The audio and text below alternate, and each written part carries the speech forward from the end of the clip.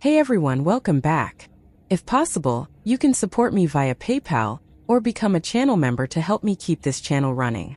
Thank you. Now let's get back to the story of Sword of Coming audio series. Chapter 981. Both master and disciple are pitiful while practicing fist techniques. After a miserable session of fist training one time, Pei Qian was carried down to the first floor of the bamboo building by Chan Rushu, where she received 3 entire days of rest in a rare sight. Most importantly, these 3 days didn't include the day when she was bedridden and unable to move. Pei Qian coincidentally heard about Wei Bo's plan to imminently host a third-night travel banquet, and this caused the young girl, who had just finished transcribing texts, to feel giddy with delight. Julian commented that this was called causing trouble after going 3 days without a beating. Pei Qian was in a good mood, so she didn't argue with the old cook. In any case, her master had mentioned at the end of his letter to Downtrodden Mountain that he formally agreed to promote Zhou Mili to the position of Downtrodden Mountain's right guardian. After reading the letter 17 or 18 times, Pei Qian had stood up straight and puffed her chest out for the first time when walking to the second floor of the bamboo building to practice fist techniques. Her footsteps had thudded on the staircase of the bamboo building, and she had even hollered for old man Chui to wake up, telling him to hurry up and open the door to feed her fists. Chen Lingjun had been on the first floor at the time, and he had questioned whether Pei Qian had been smack silly or had fallen to heretical ways. Wei Bo and Zheng Dafeng were playing Go in Julian's courtyard. Chen Rushu was quietly snacking on roasted seeds. Chen Lingjun had placed a bet on Zheng Dafeng to win the game, placing a large pile of snowflake coins beside Brother Dafeng's Go stone container. However, Julian sat there and commented continuously that Wei Bo was already an unpolished Jade-tier deity, causing his Go skills to improve immensely and giving him a greater chance of victory. Upon seeing the direction of the game, he placed another lesser heat coin beside Wei Bo's Go stone container. Pei Qian arrived with Zhou Mili, who was carrying a hiking pole, and the two of them sprinted in circles around the group of people sitting around the stone table. Pei Qian ran with a swagger, with her arms flailing around as she hollered at the top of her lungs. Cling clang cling ring ring clang ring ring clang. Another banquet hosted in the town, stretching from the front all the way to the back. Gold from the Lu clan, silver from the Li clan, and copper coins from the Han clan. Come to my pockets to get some sleep. Wei Bo placed his elbow on the table and lightly pinched his glabella. It was difficult to leave this pirate ship now that he had become a member. In any case, his reputation as the formal god of the northern mountain was completely ruined. Money loser, if you keep screaming and cause me to lose, are you going to provide compensation when Brother Lingjun loses his wager? Zheng Dafeng fumed. Pei Qian continued to sprint in circles as she replied, Provide compensation? What compensation? Are you an idiot? She then continued to hum her folk song. Zhou Mili ran behind Pei Qian and asked in puzzlement, Where is this song from? Why have I never heard it before? Pei Qian stopped and crossed her arms, replying, This is a song from my hometown. However, it's a shame that it didn't spread far because it was written too well. Zhou Mili had a nagging feeling that there was something illogical about Pei Qian's explanation, so she held the hiking pole with both hands as she furrowed her brows and fell deep into thought. After receiving Cui Dongshan's letter, Julian still needed to wait for Lu Baixiang to return to Downtrodden Mountain and attend Wei Bo's night travel banquet together before he could set off with Bejeweled Hairpin Island's Lu Chongrun to search for the water palace and dragon boat. Different from Chan Pingan's communication in his letter, Cui Dongshan's response letter had told Julian not to worry about the heavy cavalry and spies of the Great Li Empire. Cui Dongshan would deal with these matters himself. In any case, it was only right that the former princess should visit her conquered homeland. However, Julian still described the many dangers of this trip to Lu Chongrun, saying that it would be wiser not to go. Otherwise, things might end disastrously. Julian's warnings were quite alarming and frightening. After Lu Chongrun carefully mulled over this matter and weighed up the pros and cons, she gritted her teeth and decided against searching for the water palace and dragon boat. Julian ignored Lu Chongrun for a few days before casually strolling to Aoback Ridge, chuckling and saying that there was a change in plans. Downtrodden Mountain had decided to take on more risk, so the two parties could indeed attempt to search for the water palace and the dragon boat. However, they needed to adjust the split of profits, which couldn't be kept at 50-50. Instead, Downtrodden Mountain needed to earn an additional 20%. After a period of haggling, the two parties eventually settled on a split of 60-40 in Downtrodden Mountain's favor. In reality, Julien wouldn't genuinely take this additional 10% of profits. When he and Lu Baixiang accompanied Lu Chongrun to search for the treasures, they would naturally find an excuse to say that their traveling mountain master had penned a return letter to Julien, stressing that they needed to act according to the initial plan and split the profits 50-50 with Lu Chongrun. At that time, it would appear as if everything had returned to the starting point. Of course, this wouldn't be a case of Julien doing all this work for nothing. The day finally arrived for Cloud Drape Mountain to formally host the third night travel banquet. Pei Qian and Zhou Mili didn't attend the night travel banquet, with the former busy transcribing texts in advance, lest she rack up too many debts due to practicing fist techniques in the bamboo building. However, it was very strange that even Chan Lingjun didn't run over to participate in the lively banquet. Afterward, his water god brother from the Imperial River especially visited Downtrodden Mountain to ask Chan Lingjun why he hadn't attended the banquet. Following the conclusion of the night travel banquet, Julien and Lu Baixiang left the mountains to attend to proper matters. Lu Chongrun was riddled with worry as she traveled with them, feeling like the future was uncertain and filled with both fortune and misfortune. After all, they were trying to dig for treasures right under the noses of the Great Li Empire's heavy cavalry. Lu Baixiang's two disciples, the siblings Yuan Bao and Yuan Lai, remained at Downtrodden Mountain. They got along relatively well with Sun Yuanji, whom Julien had brought to the mountains. There had been laughter and fun outside the bamboo building for 3 days. This was in stark contrast to the fist training that was taking place inside the bamboo building after the 3 days of fun. Zhou Mili rested the hiking pole on her shoulder and stood guard on the small path leading to the bamboo building, not allowing any outsiders to visit the area. This was at the instruction of Steward Julien, so Zhou Mili didn't dare to leave her post for no reason. However, Chun Rushu would always run over to snack on roasted seeds and desserts with Zhou Mili whenever she completed her tasks. She would then take her leave when it was time to begin another task. Zhou Mili obediently squatted in the circle that Pei Qian had drawn for her earlier. She had felt aggrieved in the beginning, feeling like the circle that Pei Qian had drawn for her was too small, making it appear like the territory of Downtrodden Mountain's right guardian wasn't very big. However, Pei Qian had asked Zhou Mili about the door gods plastered on the doors in Dragon Riding Alley, questioning whether their small territories were as big as the circle around Zhou Mili. Even so, would these door gods grumble and complain? In the end, Pei Qian had put on a stern expression and asked Zhou Mili if she was becoming complacent and arrogant after becoming the right guardian, to which she had hurriedly shaken her head in earnest. Zhou Mili squatted inside the circle and slowly shuffled her way around the non-existent perimeter. Every time the young girl in black took 1 or 2 steps, the little lotus spirit would pop out from the ground far behind her and also run a few steps. On the second floor of the bamboo building, Cui Chang stomped down on Pei Qian's forehead and aggressively twisted the heel of his foot, looking down and commenting, "Before the training session today, you actually dared to ask me when fist training would conclude?" He launched a kick at Pei Qian's temple before turning to the young girl who was curled up by the foot of the wall and saying, "You can think about this when you reach the dead end first." Pei Qian slowly relaxed her body after forcefully holding in another breath and enduring another strike.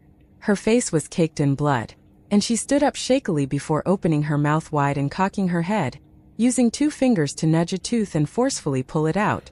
She carefully put the bloody tooth away, hiding it inside her sleeve. Her master had once said that every child would grow up, and during this time the teeth that were pulled out needed to be placed at the head of the bed. Every time this was done, one could make a peaceful wish. Pei Qian leaned forward and clenched her hands into fists, gently tightening them before loosening them again as she glared at Cui Chang. She tapped the floor with her foot and leaped into the air, forcefully stomping on the bamboo wall behind her before shooting forward like an arrow. She suddenly dropped down halfway, twisting her foot and sliding several steps to the side, changing the angle of her advance. She then used the heavy cavalry formation shattering technique to assume a fist stance, but she actually used the deity drumming technique to unleash a punch at Cui Chang. Perhaps Pei Qian wasn't aware that the deity drumming technique was the fist technique that her master used least when facing Cui Chang. This was because Chen Ping'an understood that it was the most ineffective technique against Cui Chang. However, Pei Qian was the exact opposite, and she used this technique the most against the old man. She was blocked again and again, but she continued to throw a flurry of punches one after another. Cui Cheng struck Pei Qian's forehead with his fist, yet the young girl unexpectedly launched a vicious kick as she flew back. It was clear that she had planned to launch this kick from the beginning, yearning to exchange blows with the old man. However, it was a shame that Cui Cheng grabbed her foot and swung her through the air, brutally slamming her into the floor. Pei Qian curled up again, and her breathing instantly started to cycle between quick and slow, appearing as natural as could be. You're a small piece of trash that's inferior to even Chen Ping'an, so if I were that large piece of trash, I would feel too much disdain to even feed you an extra spoonful of rice. That would be a complete waste of downtrodden mountains' resources. Cui Cheng said with a sneer. Someone like you wants to touch a corner of my clothes? Do you think I'm Sun Yuanji, someone who might as well be sleeping when they practice fist techniques? Come again. I'll adopt your surname if you manage to so much as scrape my clothes.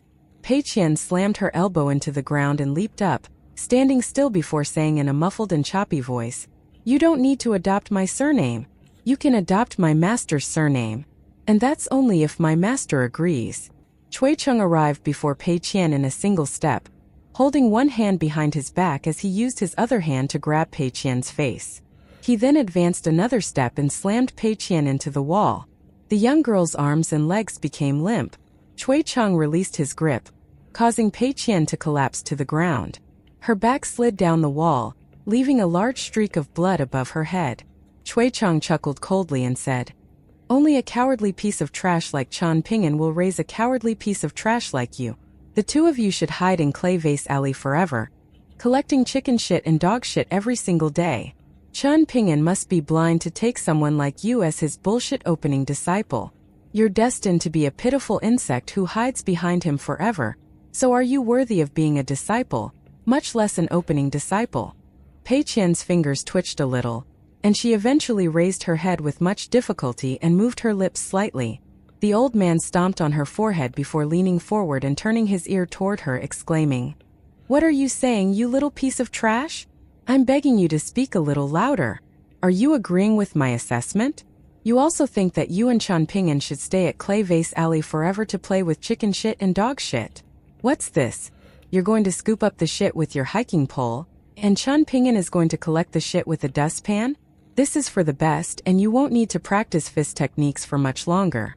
When Chen Ping'an returns to Downtrodden Mountain, you two pieces of trash can piss off to Clay Vase Alley." Sitting on the ground, Pei Qian slowly raised a hand and threw a slow punch at Cui Cheng's foot. The old man retracted his foot, and after the young girl's punch missed, he used his other foot to forcefully stomp on her head. A short moment later, Pei Qian used her other hand to launch a punch. Only at this moment did Cui Cheng retreat several steps, clicking his tongue in wonder and remarking, "With this ability, it looks like you can go to Fortune Street or Peach Leaf Alley with your trash master, Chen Ping'an. You can earn some money by shining the shoes of those wealthy masters. After Chen Ping'an cleans their boots, you as his disciple can smile and bow in respect, inviting those wealthy masters to use your service again." Pei Qian pushed her back and her hands against the wall, slowly pushing herself up 1 inch at a time. She exerted all her effort to open her eyes and her mouth, but she was ultimately unable to make a single sound. Cui Cheng smiled in response, understanding what insult the young girl was throwing at him. Pei Qian lowered her head and leaned forward as she panted softly. Her vision was blurry, and she was already unable to see anything clearly. Cui Cheng turned around and walked toward the entrance, glancing back and chuckling. "I'm going to open the door now. You can write a letter to Chen Ping'an, telling him that you're finally able to carry some burdens for him. You've come up with a brilliant method for the two of you to make money. Chen Ping'an is a country bumpkin after all, so can it be helped that he's ended up with a good-for-nothing disciple like you and has to work such lowly jobs to earn a measly amount of money? I say this is inevitable." At this moment, Cui Cheng stopped and narrowed his eyes. Pei Qian, who had technically lost consciousness already, subconsciously opened her eyes and staggered forward, with her next movement becoming even greater in magnitude. After several steps, Pei Qian's figure was already nowhere to be seen. She stepped sideways before suddenly coming to a stop and leaping up, soaring forward, and unleashing a punch at Cui Cheng's head. This was just like how a young boy in straw sandals had soared like an eagle across a stream in the small town many years ago. Cui Cheng hesitated for a moment before eventually turning his shoulder and dodging Pei Qian's punch.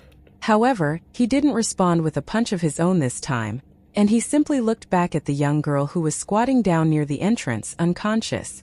She was most likely blocking the path and preventing him from opening the door. Cui Cheng arrived beside the young girl and sat down cross-legged, gently placing his hand on her bloody head before nodding and saying with a smile, "Very good." Yuan Lai preferred reading and studying, and he didn't really enjoy practicing martial arts. It wasn't that he couldn't endure pain and face hardships, but rather, he simply wasn't as interested in martial arts as his older sister. They accompanied their master, Liu Baixiang, to Downtrodden Mountain again, but both he and his sister were still unable to record their names in the genealogical records of the ancestral hall. This was because the young mountain master was once again not present. Yuan Lai didn't think much about this, but his older sister Yuan Bao felt very angry, convinced that their master was being slighted. Apart from practicing fist techniques, walking meditation, and sparring with his sister every day, Yuan Lai would spend most of his free time reading. Yuan Bao wasn't interested in reading, and she had privately spoken to Yuan Lai one time, explaining the grand principle of how they needed to cherish their fortune now that they had such a good master. Yuan Lai had accepted her viewpoint, but he had still wanted to speak some of his own principles and thoughts. However, he hadn't dared to say anything upon seeing his sister's cold expression and the tightly gripped wooden staff in her hand. The wooden staff was the only item left behind by their deceased father, who had worked as an armed escort. Yuan Bao viewed the wooden staff as the Yuan family's family heirloom, and it was something that should have been passed on to Yuan Lai. However, she felt like Yuan Lai was too soft and mild, lacking spirit and bravery ever since he was young. He didn't deserve to own the wooden staff. Yuan Bao naturally preferred the immortal force led by their master, where things were lively but the rules were strict. The immortal force was based at the old home of a demonic force in the martial world of the luminous Vermilion Empire, and their master had first gathered together a group of rogues and bandits near the border before gradually recruiting a number of weird and wonderful people who had concealed their identities. There were elders who radiated with a bookish aura and remained calm and carefree even when they ate coarse food and drank terrible wine. There were young disciples dressed in ordinary clothes who frowned when they saw large servings of meat and would only be willing to eat after hesitating for a long time. And there were taciturn men who would surprisingly shed tears as they gazed at their sabers. Yuan Lai preferred Downtrodden Mountain, because there was a young lady named Sun Yuanji at Downtrodden Mountain. She also practiced fist techniques earnestly like his older sister, but she was more beautiful than Yuan Bao and also much gentler. Yuan Lai knew that Sun Yuanji would walk up and down the steps of Downtrodden Mountain 2 times in the morning and at night, so he would keep an eye on the time and stroll to the mountain shrine at the peak of the mountain a bit earlier, wandering around for a while before sitting down on the steps to read. Today Yuan Lai once again sat on the top step and read under the moonlight. Mistzin would be practicing fist techniques and arriving at the peak of the mountain in approximately 1 hour. She usually rested for 15 minutes before making her way back down. During the rest period, Mistzin would occasionally ask Yuan Lai what book he was reading, and he would explain to her using his pre-prepared response.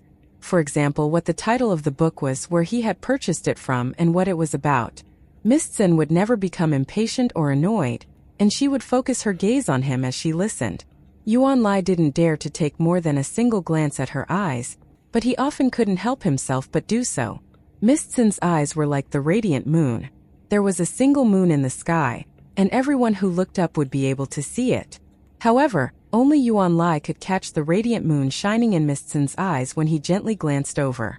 For some unknown reason, Yuan Lai's older sister was also performing the elementary walking meditation and ascending the steps with Mistzin today. Yuan Lai felt slightly troubled and uneasy, worried that his straightforward sister would reprimand him for being lazy and unproductive in front of Mistzin. If that were the case, then would Mistzin still be willing to talk to him and ask him what book he was reading in the future? Yuan Bao and Sun Yuanji arrived at the top of the mountain together, pausing their fist training as they chatted and laughed. Both of them were beautiful and had their unique strengths, but if Yuan Lai had to pick, Sun Yuanji was naturally the more beautiful of the two. Yuan Bao had sparred with Sun Yuanji in private before, with each of them enjoying some victories and suffering some losses. Both of them had only just started practicing fist techniques recently, and they promised each other that they would advance to the fabled Vajrabhati tier together in the future. Yuan Lai was sitting nearby, too distracted to read but also unwilling to leave just like this. His face flushed slightly red, and he only dared to prick up his ears to listen to Miss Tsin's crisp and melodic voice. This was enough to satisfy him. The two young women sat beside each other, with Yuan Bao talking about her master's mystical martial arts capabilities, as well as his remarkable talent in musical instruments, calligraphy, and painting. He was impressively skilled in all areas. Sun Yuanji also talked about Mr. Zhu's various strengths, describing how he was amicable and kindly and capable of cooking a large table's worth of delicious dishes. Yuan Lai looked further down the mountain and saw 3 young girls, with the leader being the tallest among them and also the strangest. Her name was Pei Qian, and she was an incredibly rowdy person.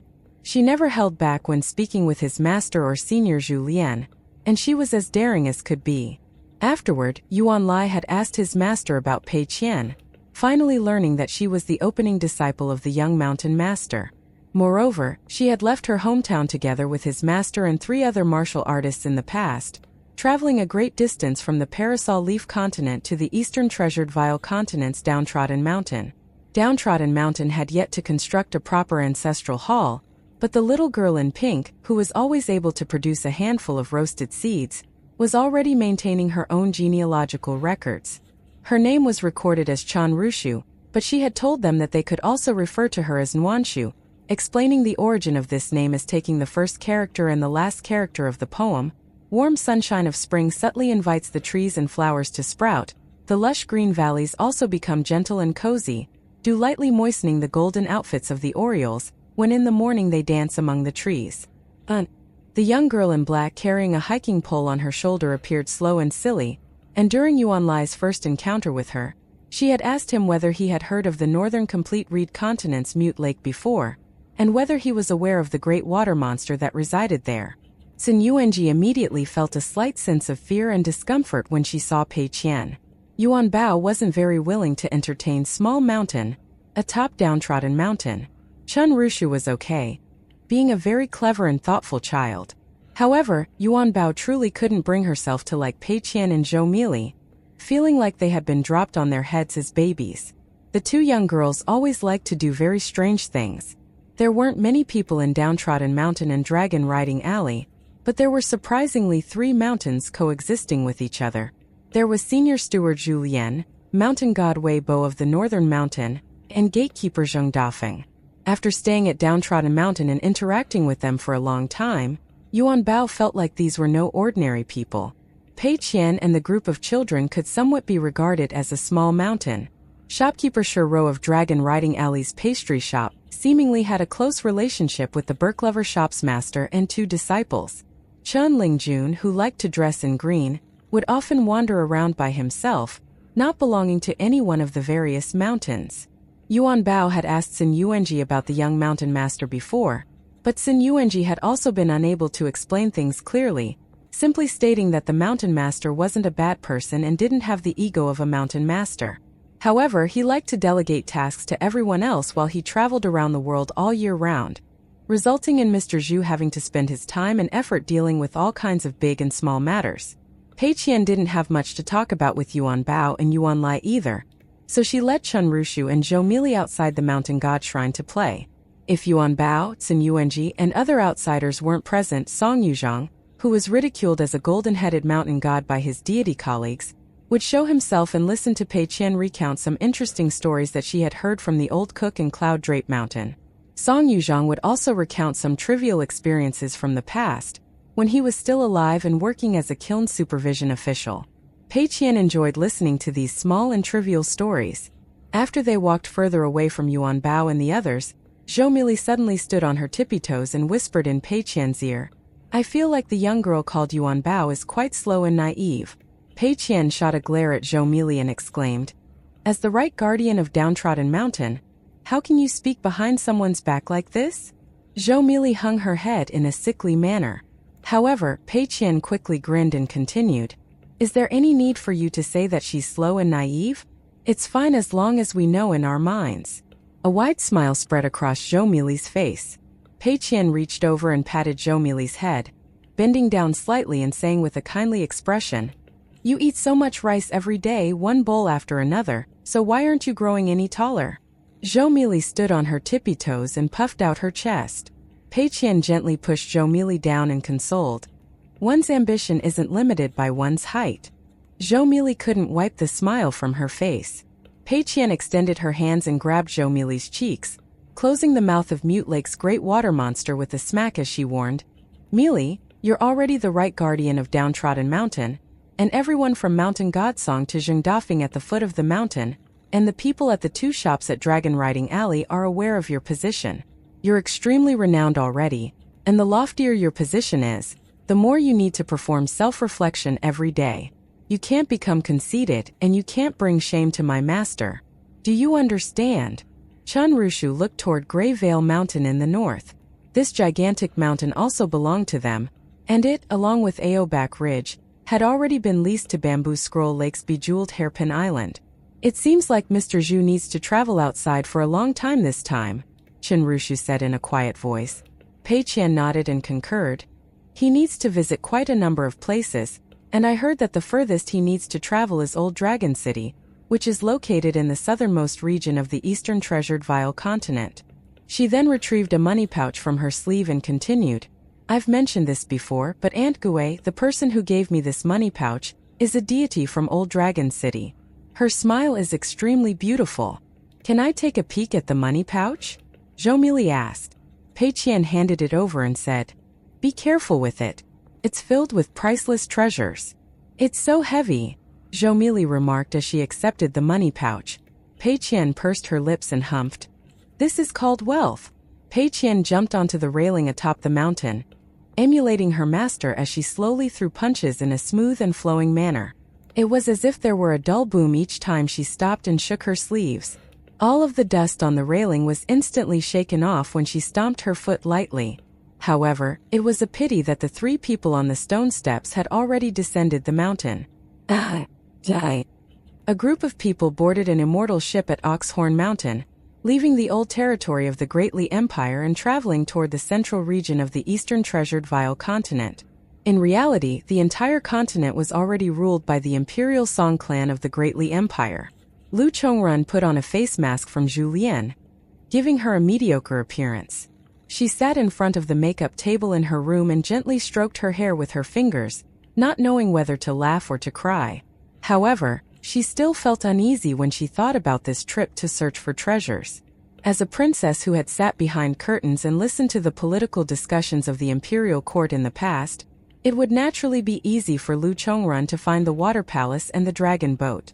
However, bringing them back to the Dragon Spring Prefecture would be a huge challenge. Regarding this, Zhu Lian had said that those in the mountains naturally had brilliant plans, so Lu Chongrun should take things one step at a time and trust that bookkeeper from Cyan Gorge Island. Since Chun Ping'an was willing to hand Downtrodden Mountain over to Zhu Lian to look after, this old man most likely wasn't all talk and no action. Zhu Lian sat cross-legged inside Lu Baixiang's room, with a pot of wine on the table as well as a porcelain cup and a plate of soybeans. He drank the wine slowly. Lu Baixiang sat opposite him, not showing any signs of wanting to drink. Cui Dongshan's letter had briefly mentioned Wei Xian, saying that he had started off as an accompanying cultivator for General Chao Jun. He had accumulated a decent amount of military merit, having already been bestowed the position of military merit official by the Imperial Court of the Great Li Empire. This gave him a stepping stone to become a proper official in the future. Right now, each of the 4 picture scroll martial artists from the Lotus Flower Blessed Land was walking their own path. Wei Xian joined the army, Sui Yubian became a chi refiner, and was cultivating at the Parasol Leaf Continent's Jade Tablet sect. Lu Baixiang had established his own force in the martial world, and only Zhu Lian had chosen to remain at Downtrodden Mountain. Upon receiving Zhu Lian's secret letter before, Lu Baixiang had immediately prepared 3 immortal treasures as well as a chest of immortal coins, with these immortal coins coming from refugees of the luminous Vermilion Empire who were paying to avoid death. However, Chen Ping'an had sent a response letter from the Dragon Palace Small World to Downtrodden Mountain afterward, following which Zhu Lian didn't accept the hard-earned treasures from Lu Baixiang. Not only that, but he even gave Lu Baixiang 10 grain rain coins instead. At the same time, Zhu Lian told Lu Baixiang that it was okay to grow his force and recruit members, but it was best that he didn't become involved in the resurrection attempts of those refugees. After all, the next mission for the heavy cavalry of the Great Li Empire was inevitably to target these threats that had managed to slip through the cracks. Chen Ping'an only provided a suggestion in his letter, and he didn't command Lu Baixiang to follow his instructions. Lu Baixiang was also present when Zhu Lian and Lu Chongrun discussed how to search for the treasures, but he only listened and didn't provide any input. Zhu Lian killed 3 birds with a single stone. He helped Downtrodden Mountain confirm whether or not it was worth becoming long-term allies with Lu Chongrun and Bejeweled Hairpin Island. Bejeweled Hairpin Island now owed Downtrodden Mountain a significant favor, and Lu Chongrun also owed the young mountain master an additional 10% of the profits from this trip. Of course, Downtrodden Mountain, Chen Ping'an, and Zhu Lian wouldn't covet these favors, and if Lu Chongrun and Bejeweled Hairpin Island sought to return these favors through their business transactions in the future, Downtrodden Mountain would naturally have ways to make it up elsewhere. Lu Chongrun most likely still wasn't aware that her decision back then had decided the fate of Bejeweled Hairpin Island's direct disciples, regarding whether they could remain at Aoback Ridge to cultivate. If she had been blinded by greed and insisted on taking huge risks after learning of the many hidden dangers of searching for the 2 treasures, then the situation right now would naturally be very different. Lu Baixiang smiled and commented, "If Lu Chongrun made the incorrect decision, then you, Zhu Lian, would have essentially been gilding the lily and causing trouble for yourself. If you found that Lu Chongrun wasn't a suitable ally for us, then what would Downtrodden Mountain have done about the water palace and dragon boat that should have been obtained by us? Would Downtrodden Mountain have retrieved them or not? If not, then we would have lost 50% of the shared profit for nothing. If we retrieved it, then our ties with Lu Chongrun and Bejeweled Hairpin Island would have inevitably grown closer, introducing many hidden dangers for Downtrodden Mountain." Zhu Lian pinched a few golden yellow stir-fried soybeans and popped them into his mouth, crunching down on the crispy skin as he smiled with squinted eyes and replied, "If? Hasn't that if disappeared now?" Lu Baixiang shook his head, clearly disagreeing with Zhu Lian's actions and assessment. If he were to manage this matter, then everything would have already been settled upon receiving Cui Dongshan's response letter. Of the water palace and the dragon boat, one would definitely need to be transported to Downtrodden Mountain. Everything would have been straightforward and clear-cut. As for the other matters, such as the rights and wrongs of Lu Chongrun and the cultivators of Bejeweled Hairpin Island in the future, these were all minor things. This was because Lu Baixiang was confident in the speed of Downtrodden Mountain's progress, something that would quickly elicit admiration from the cultivators of Bejeweled Hairpin Island. At that time, they wouldn't dare commit wrongdoings even if they wanted to. Even if a cultivator from Bejeweled Hairpin Island did commit a crime that they viewed as colossal, Downtrodden Mountain's Lu Baixiang could easily erase the culprit with a casual wave of his hand. Zhu Lian raised his wine cup and took a loud sip of wine, with a blissful expression spreading across his face as he grabbed a soybean and smiled, shooting a sideways glance at Lu Baixiang and chuckling. "You can peacefully work as the leader of your demonic sect, and there's no need to worry about my matters that are as small and trifling as soybeans." Lu Baixiang smiled and asked, "Why don't you directly tell Chen Ping'an about Pei Qian voluntarily going to the bamboo building to practice fist techniques? Since you view this as a major matter, why are you still allowing Senior Cui to devastate Pei Qian's true heart like that? Aren't you afraid of things going over the top and Pei Qian's martial arts journey being severed right in the beginning?" Zhu Lian put down his half-raised wine cup and asked with a serious expression, "Do Cui Cheng's fists only temper a martial artist's physique? Is there any point if his fists don't land on Pei Qian's heart?" He chuckled coldly before continuing, "Who can't teach a martial arts prodigy like little Pei? Who can't teach her well? I'm able to teach her well, and so are you, Lu Baixiang. In fact, even Sun Yuanji might be able to teach her. To put things simply, Pei Qian will be able to learn very quickly as long as she wants to practice fist techniques herself, so quickly that even her master won't dare to believe it. However, in terms of who can teach her the best, you and I can't, and even young master won't be able to." Julien slowly raised his arm and clenched his fist, saying, "When this fist lands, it needs to strike Pei Qian's physique and heartstrings and push them to within an inch of death, forcing her to accept her fate and admit defeat.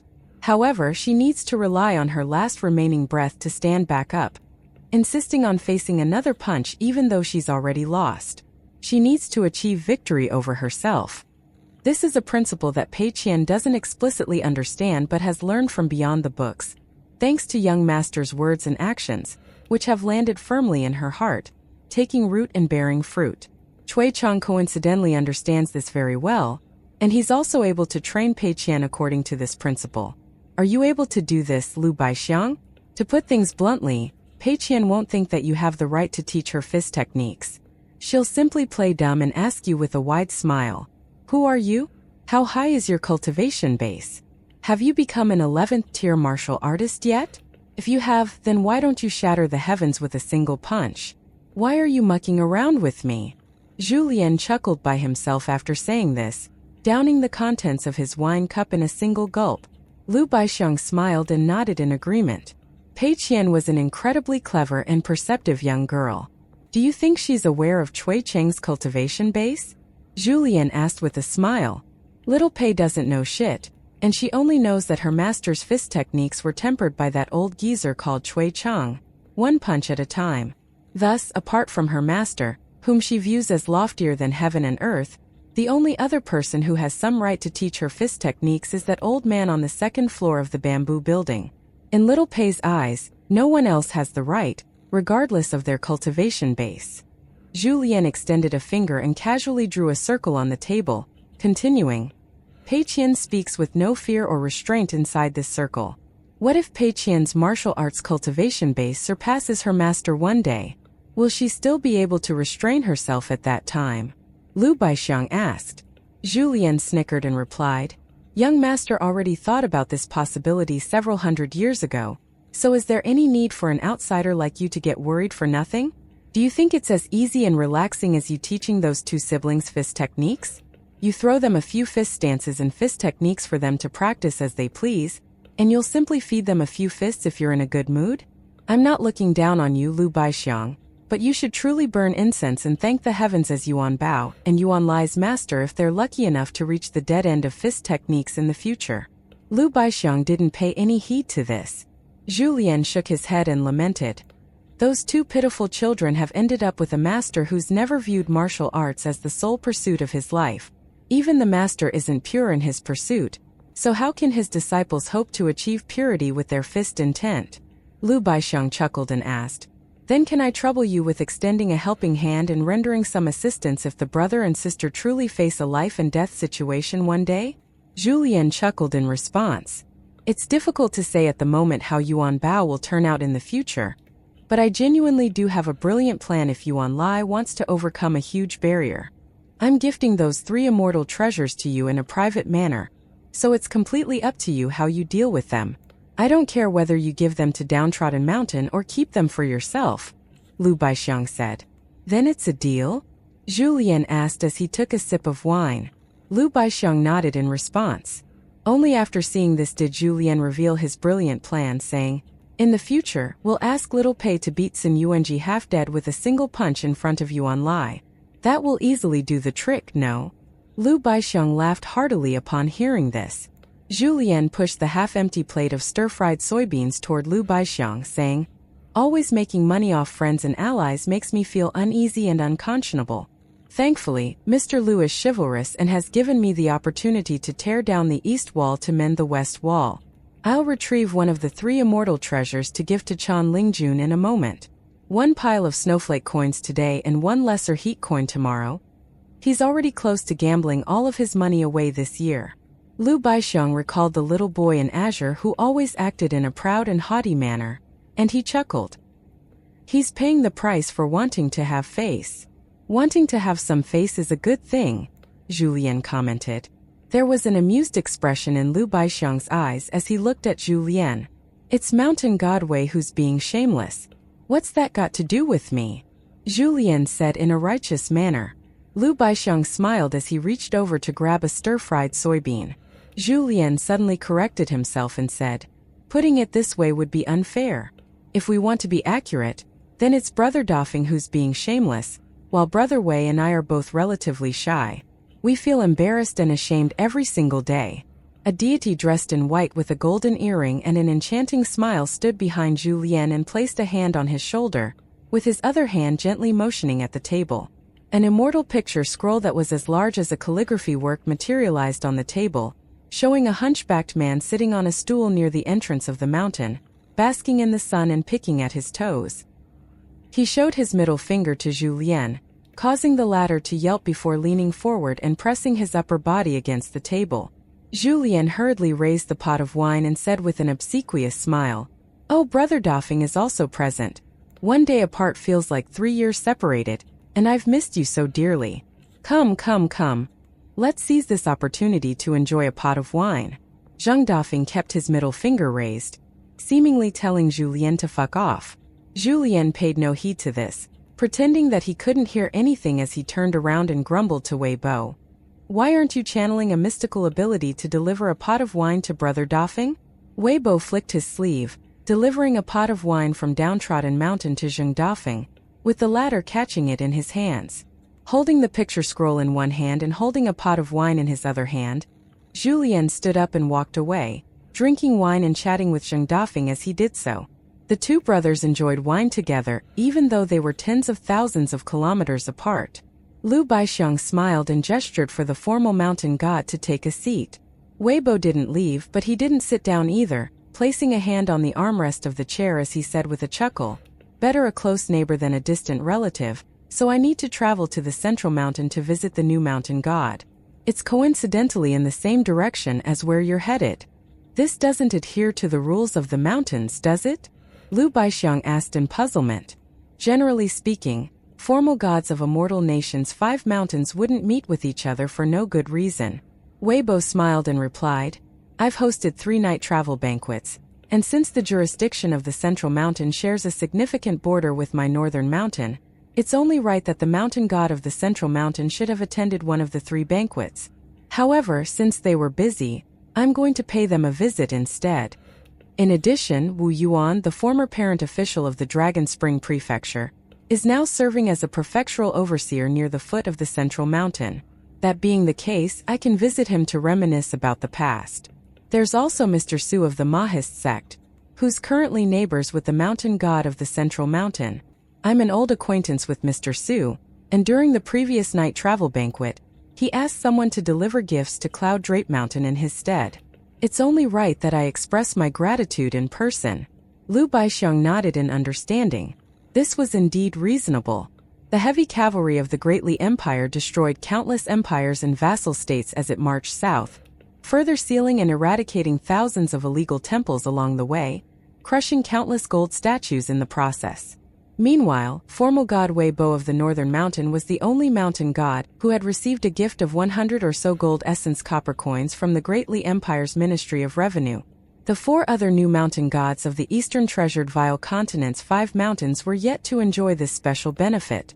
Zhu Lian and Zhang Dafeng continued to drink with each other in their own rooms, and the immortal picture scroll that Wei Bo had summoned wouldn't be able to last too long, even though the immortal ship was still in the territory of the Northern Mountain. "Is something the matter?" Zhu Lian asked. Zhang Dafeng nodded and replied, "Old Man Chui suddenly wants to take Pei Qian on a trip to the Lotus Root Blessed Land. I didn't say no, but I didn't agree straight away either. I could only say that Wei Bo isn't at Cloud Drape Mountain now, so they won't be able to enter the Blessed Land even if they have that parasol leaf umbrella." Zhu Lian thought about this for a moment before saying in a solemn voice, "The longer you can delay your response, the better. You definitely have to delay things until young master returns to Downtrodden Mountain. Otherwise, the old man won't be able to maintain his spirit and mental state anymore after his trip to the Blessed Land." Zhang Dafeng scratched his head and sighed with emotion. "Is it necessary for Chan Ping'an to see him one last time? Why do I feel like this will only add unnecessary sorrow to their parting?" Old Man Chui's decision to purposely leave now is also influenced by his own wishes. "It's better to let them meet one final time," Zhu Lian replied in helplessness. "What about that money loser?" Zhang Dafeng asked. "Don't mention a single word about this to her," Zhu Lian replied with a shake of his head. Zhang Dafeng was sitting on his small stool and glancing at the mountain entrance nearby, sipping wine amid the blooming flowers of spring and under the warm sun overhead. This gave some additional flavor to the wine. What was most moving in the mountains? It was the apricot blossoms of spring, blooming one after another. He limped up to the mountain top and gazed at the small town in the west, with the sparse candles of midnight also accompanying the bright moon in the prefectural city to the north. Zhang Dafeng enjoyed this kind of dull and monotonous life. Moreover, he also looked forward to more people settling down at Downtrodden Mountain in the future. It would naturally be better if there were more clever and beautiful young women. You need to keep a closer eye on the mountains, Julien said with a smile. Zhang Dafeng raised his pot of wine and pointed at the mountain entrance, replying, "Aren't I keeping an eye on it right now? Am I derelicting my duty if I so much as let a single female fly sneak into the mountains?" Die. Inside an immortal cave abode at Lion Peak, Chen Pingan's flesh was mangled and bloody as he lay half dead in a small boat. Li Er held a bamboo pole in his hand and rowed back to the dock as he said, "Your punches are almost quick enough, but you're still lacking when it comes to power. This is presumably because you were too one-eyed in your pursuit of ending matters in a single punch in the past. Fights between martial artists sound simple and straightforward, but in reality, this isn't the case. Stop thinking about ending fights in 2 or 3 punches all the time. If you get pulled into an extended standoff, what will you do as your punches keep weakening over time?" Chen Pingan nodded lightly, expressing his understanding. In reality, Li Er had already noticed the flaw in Chen Pingan's fist intent after sparring with him the first time. Afterward, he had allowed Chen Pingan to throw the first 100 punches during their second sparring session, not counterattacking the entire time. Li Er had then thrown a single punch, not unleashing a great deal of power, and simply asking Chen Pingan to withstand the punch without collapsing. Following that, Chen Pingan's breath of true qi wasn't allowed to deflate, and the fist intent of his next 100 punches wasn't allowed to decrease too much. Li Er purposely created some openings in his defenses, and if Chen Pingan were unable to forcefully summon his strength and ferociously attack these openings, then Li Er wouldn't hold back either. His punches would cause his opponents to feel agonizing pain, even if they were far-roaming tier martial artists. Today was the third sparring session, and Li Er changed his training method again, with the two of them exchanging punches from the beginning.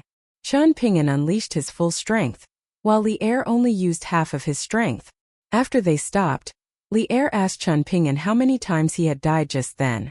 Li Er nodded in approval after Chen Pingan gave the correct answer, and he rewarded the young man with a single 10th tier punch, directly sending him from one side of the mirror to the other side.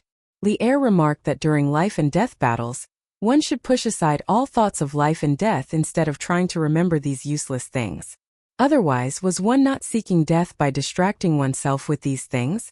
Thankfully, Li Er's fist only smashed into Chen Pingan's shoulder, just like the previous time.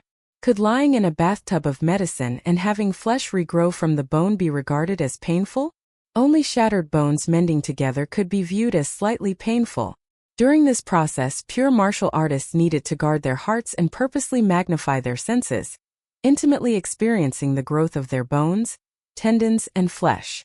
Only by doing so could they take a small step toward elementary mastery. There was a crudely constructed thatched cottage at the dock, and this was the place where Chen Pingan rested and recuperated. Li Er felt like his punches were already very reserved, not forcing Chen Pingan to recuperate for several days at a time. Even though Chen Pingan would recover from his wounds each day, he would still accumulate lingering pain and suffer wounds on top of wounds during the subsequent sparring session. However, Li Er told Chen Pingan to stabilize his fist intent, and this was equivalent to a martial artist being able to maintain their peak fist intent even as their physique became increasingly wounded and damaged. Li Er didn't say anything about the consequences if Chen Pingan failed. In any case, Chen Pingan was able to satisfy his demands. There didn't exist so many complicated matters in the world. As for whether someone else could endure sparring sessions like this, Li Er never thought about these types of questions. Firstly, he couldn't be bothered teaching other people. Secondly, Chen Pingan could withstand his punches without much issue and continue to do so, while ordinary people would die in no time. That being the case, how could he teach them? Li Er didn't comment on whether Chen Pingan was doing well or not. In any case, how many punches Chen Ping'an could withstand was completely up to his own ability. When Li Er rowed the boat to the dock, Chen Ping'an had already managed to stand up with much struggle. This concluded today's sparring session. Pursuing speed would be counterproductive, and there was also no need to relentlessly pursue volume and intensity. Chen Ping'an could rest for 2 or 3 days first. In any case, Li Er needed to leave the mountains to check on his fabric store. Chen Ping'an asked whether he could stay at the foot of the mountain for 1 or 2 days after he finished resting and recuperating. Li Er smiled and replied that there was no problem. Chen Ping'an could treat this place like home. Li Er left the mountains first. Chen Ping'an squatted down beside the dock and endured the pain not only from his physical wounds, but also from his violently quivering soul. He gently smacked the bow of the small boat with his palm, causing it to suddenly sink into the water before quickly floating back up with a pop. This cycle immediately cleaned up the blood in the boat. Only after doing this did Chen Ping'an make his way to the thatched cottage, bringing with him a bucket of water to boil. Each step caused him excruciating pain. The next morning arrived, and Chen Ping'an changed into a set of clean clothes before also descending Lion Peak. The fabric shop had just opened for the day, so Chen Ping'an ate some breakfast before helping Aunt Lu attract customers. This was an eye-opening experience for Aunt Lu, and she surprisingly learned some business tactics from the young junior. Some neighbors and residents who had argued with Aunt Lu before were unexpectedly showing hints of smiles when they saw her on the streets now. Aunt Lu felt both happy and gloomy. Chen Ping'an was such an impressive young man, so why wasn't he her son-in-law? And thus, when Li Lu finally returned home, she saw the young man who was busily selling fabric to customers. Li Lu faltered upon seeing this. She had only just stepped inside the fabric shop when her mother secretly extended 2 fingers and pinched her slender waist. However, Aunt Lu didn't use much strength, seeing that the target was her daughter instead of her husband. "You useless little thing," Aunt Lu grumbled. Li Lu smiled sweetly, appearing frail and gentle. When she arrived home, she was always the older sister of Li Huai, and would accept whatever punishment came her way. With Chen Ping'an helping to attract customers and Li Lu looking after the shop, Aunt Lu felt at ease as she went to the kitchen in the backyard to cook dinner. Li Er sat on a stool and blew air through a bamboo tube to control the flames. There weren't any customers in the fabric shop at the moment, so Chen Ping'an seized this opportunity to walk over to the counter where Li Lu was working an abacus, saying in a quiet voice, "It appears like I've caused Aunt Lu to misunderstand something. Sorry about this. However, Uncle Li has already helped me clear up the misunderstanding." Li Lu looked up and replied with a smile, "It's okay." Chen Ping'an breathed a sigh of relief. He then hesitated for a moment before lowering his voice and asking with a smile, "Can I ask you about something?" Li Lu gently flicked the abacus beads, looking at her mother's accounting book, which appeared like a ghost-drawn talisman as she calculated the expenditure and income of the fabric shop for the past while. She looked up and replied with a faint smile, "I don't like either Lin Shui or Dong Shui Jing." Chen Ping'an was slightly astonished.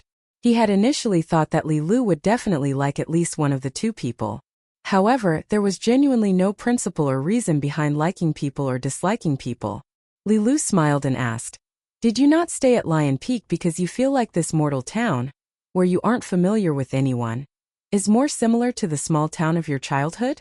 Meanwhile, you feel like your hometown is becoming increasingly unfamiliar." Chen Ping'an leaned against the counter and gazed at the street outside as he nodded in response. Li Lu didn't say anything else. There was a short moment of silence before Li Lu closed the accounting book and announced with a smile, "We earned an extra 3 taels of silver." Chen Ping'an continued to lean against the counter as he held his hands inside his opposite sleeves and said with a faint smile, "I'm more talented at doing business than making pottery." "Have you heard about the events regarding the refreshing sect?" Li Lu asked. Chen Ping'an nodded and replied, "I read about them in the immortal newspapers while I was traveling to Lion Peak on an immortal ship." After having dinner together, Chen Ping'an bade farewell and took his leave, choosing not to stay the night in Li Huai's room. Aunt Lu sighed in a melancholy manner, and when she turned around and saw no movement from Li Lu, she poked her daughter's forehead and chided, "Why are you standing here in a daze? Go and see him off." Li Lu looked toward Li Er. Li Er remained unmoving like a mountain. Aunt Lu sighed in grief, mumbling that she would let this be. After all, something done by force wouldn't be sweet. Li Lu smiled beautifully, and Li Er also cracked a grin. Aunt Lu shot a glare at Li Lu and remarked, "Li Huai takes after me, and you take after your dad." Chen Ping'an arrived at the mountain top of Lion Peak and walked through the restriction, entering the thatched cottage to sit quietly and rest his mind with his eyes closed for a short while. He then walked to the dock, picking up the bamboo pole and rowing the small boat to the huge mirror in the lake. He took off his shoes and left them in the small boat, after which he rolled up his sleeves and trousers and started to practice Zhang Shanfeng's fist stance. A group of women and young girls was washing clothes beside the stream, with orchid saplings budding by the water and pine trees and cypress trees lush in the mountains. Aunt Lu and her daughter, Li Lu, both placed some clothes on the bluestone slabs beside the stream. There were roughly 400 to 500 families in the small town at the foot of Lion Peak, which translated to a fairly large population for such a small area. The small town was seemingly connected to Lion Peak, but there was actually a thin line separating the two, one that appeared like the gulf between heaven and earth. However, people had already grown accustomed to this after hundreds of thousands of years, and in any case, there was still some distance from the small town to the mountain path leading up Lion Peak. No matter how mischievous or playful the children were, they would at most run to the entrance of the mountain before stopping. If any child dared to disturb the peaceful cultivation of the immortals in the mountains, they would be dragged home by their elders and placed on a bench, having their backsides smacked until they wailed in pain. What kind of person could become widely recognized in the small town? Either they worked in the county office, earned a huge sum of money outside and returned home to construct large residences, had descendants who were talented scholarly students, were beautiful widows who liked to gossip, or opened shops and did business like Aunt Lu. When it came to mortal towns and villages, those who had sharp tongues would also be harshly judged by others. This being the case, everyone in the small town gradually became familiar with the shopkeeper of the fabric shop, the woman with the surname Lu. In the past, the women in the small town often liked to joke about Mrs. Lu, expressing strong doubt at her claim that her son was a student at an esteemed Confucian academy. In fact, they even questioned whether Mrs. Lu truly had a son at all. Mrs. Lu's daughter was indeed beautiful, but what did this matter? A married daughter was like spilt water that couldn't be recovered. Moreover, Mrs. Lu should already be burning incense and thanking her ancestors that her beautiful daughter was apparently able to become a maidservant for an old immortal at Lion Peak. So how could the other women possibly live if Mrs. Lu had a successful and scholarly son as well? All of the immense fortunes were being enjoyed by Mrs. Lu alone, so how could the other women possibly feel happy? A very kind-looking young man had arrived at the fabric shop recently, helping the shop draw water from the well several times. He was polite and respectful, and he looked much like a scholarly student. He was also quite strong, and he would even help some elderly women draw water. In addition, he was good at remembering names and faces, and he would warmly greet people by their names following a previous encounter and conversation. The young man had brought many presents when arriving in the small town, and it was rumored that he was a distant relative of that blockhead man with the surname Li. The women in the small town felt like their appearances weren't similar at all, so they speculated that the young man was most likely lovers with Mrs. Lu's daughter, Li Lu. Some women from relatively well-off families especially ran over to the fabric shop to take a look, and not only did they fail to uncover any wrongdoings by the young man, but they even ended up spending quite large sums of money to buy many sheets of fabric. This resulted in their husbands grumbling about them being spendthrift and wasting money. So be it if that young man were glib of tongue and solely focused on making dirty money for the fabric shop. If that were the case, then the women in the small town could easily band together to target Mrs. Lu and criticize her for finding such a money-hungry son-in-law, who was lacking in etiquette and morals. In fact, they could even criticize Mrs. Lu and her fabric shop to her face. After hearing the complaints of their husbands, however, the women walked over to stroke their haul of fabric, thinking that it indeed wasn't cheap, but it wasn't unreasonably expensive either. These women were accustomed to purchasing daily necessities, so did they not understand what was a fair price for the fabric? When that young man helped them pick cotton sheets and silk sheets, he definitely hadn't been encouraging them to purchase the more expensive products on purpose. If they truly took a liking to an expensive product that wasn't worth the money, the young man would even step in to stop them from wasting their money. The young man had a sharp eye, and he would suggest different fabrics to them according to their body shape, hairstyle, and hair decorations. The women with daughters also approved his suggestions, feeling like the chosen fabric could genuinely make them appear a few years younger. In addition, the fabric shop also provided fair prices, and after comparing the same products between several stores, the women found that Mrs. Liu's fabric store was even giving them a discount. And thus, the women felt like Mrs. Liu hadn't found herself an extremely impressive and unreachably lofty son-in-law. After all, his clothes didn't stand out, and he didn't have the demeanor of wealthy people or scholars either when he spoke with other people. Moreover, he would always look people in the eyes when he spoke with them, not trying to avert his gaze. Indeed, people in mortal towns and villages cared most about furtive eyes that contained many schemes and ill intentions. In other words, Mrs. Liu's son-in-law wouldn't be so impressive that he caused all of the neighbors and nearby residents to feel jealous and sour. However, they had to admit that this young man was indeed a decent person who was capable and reliable.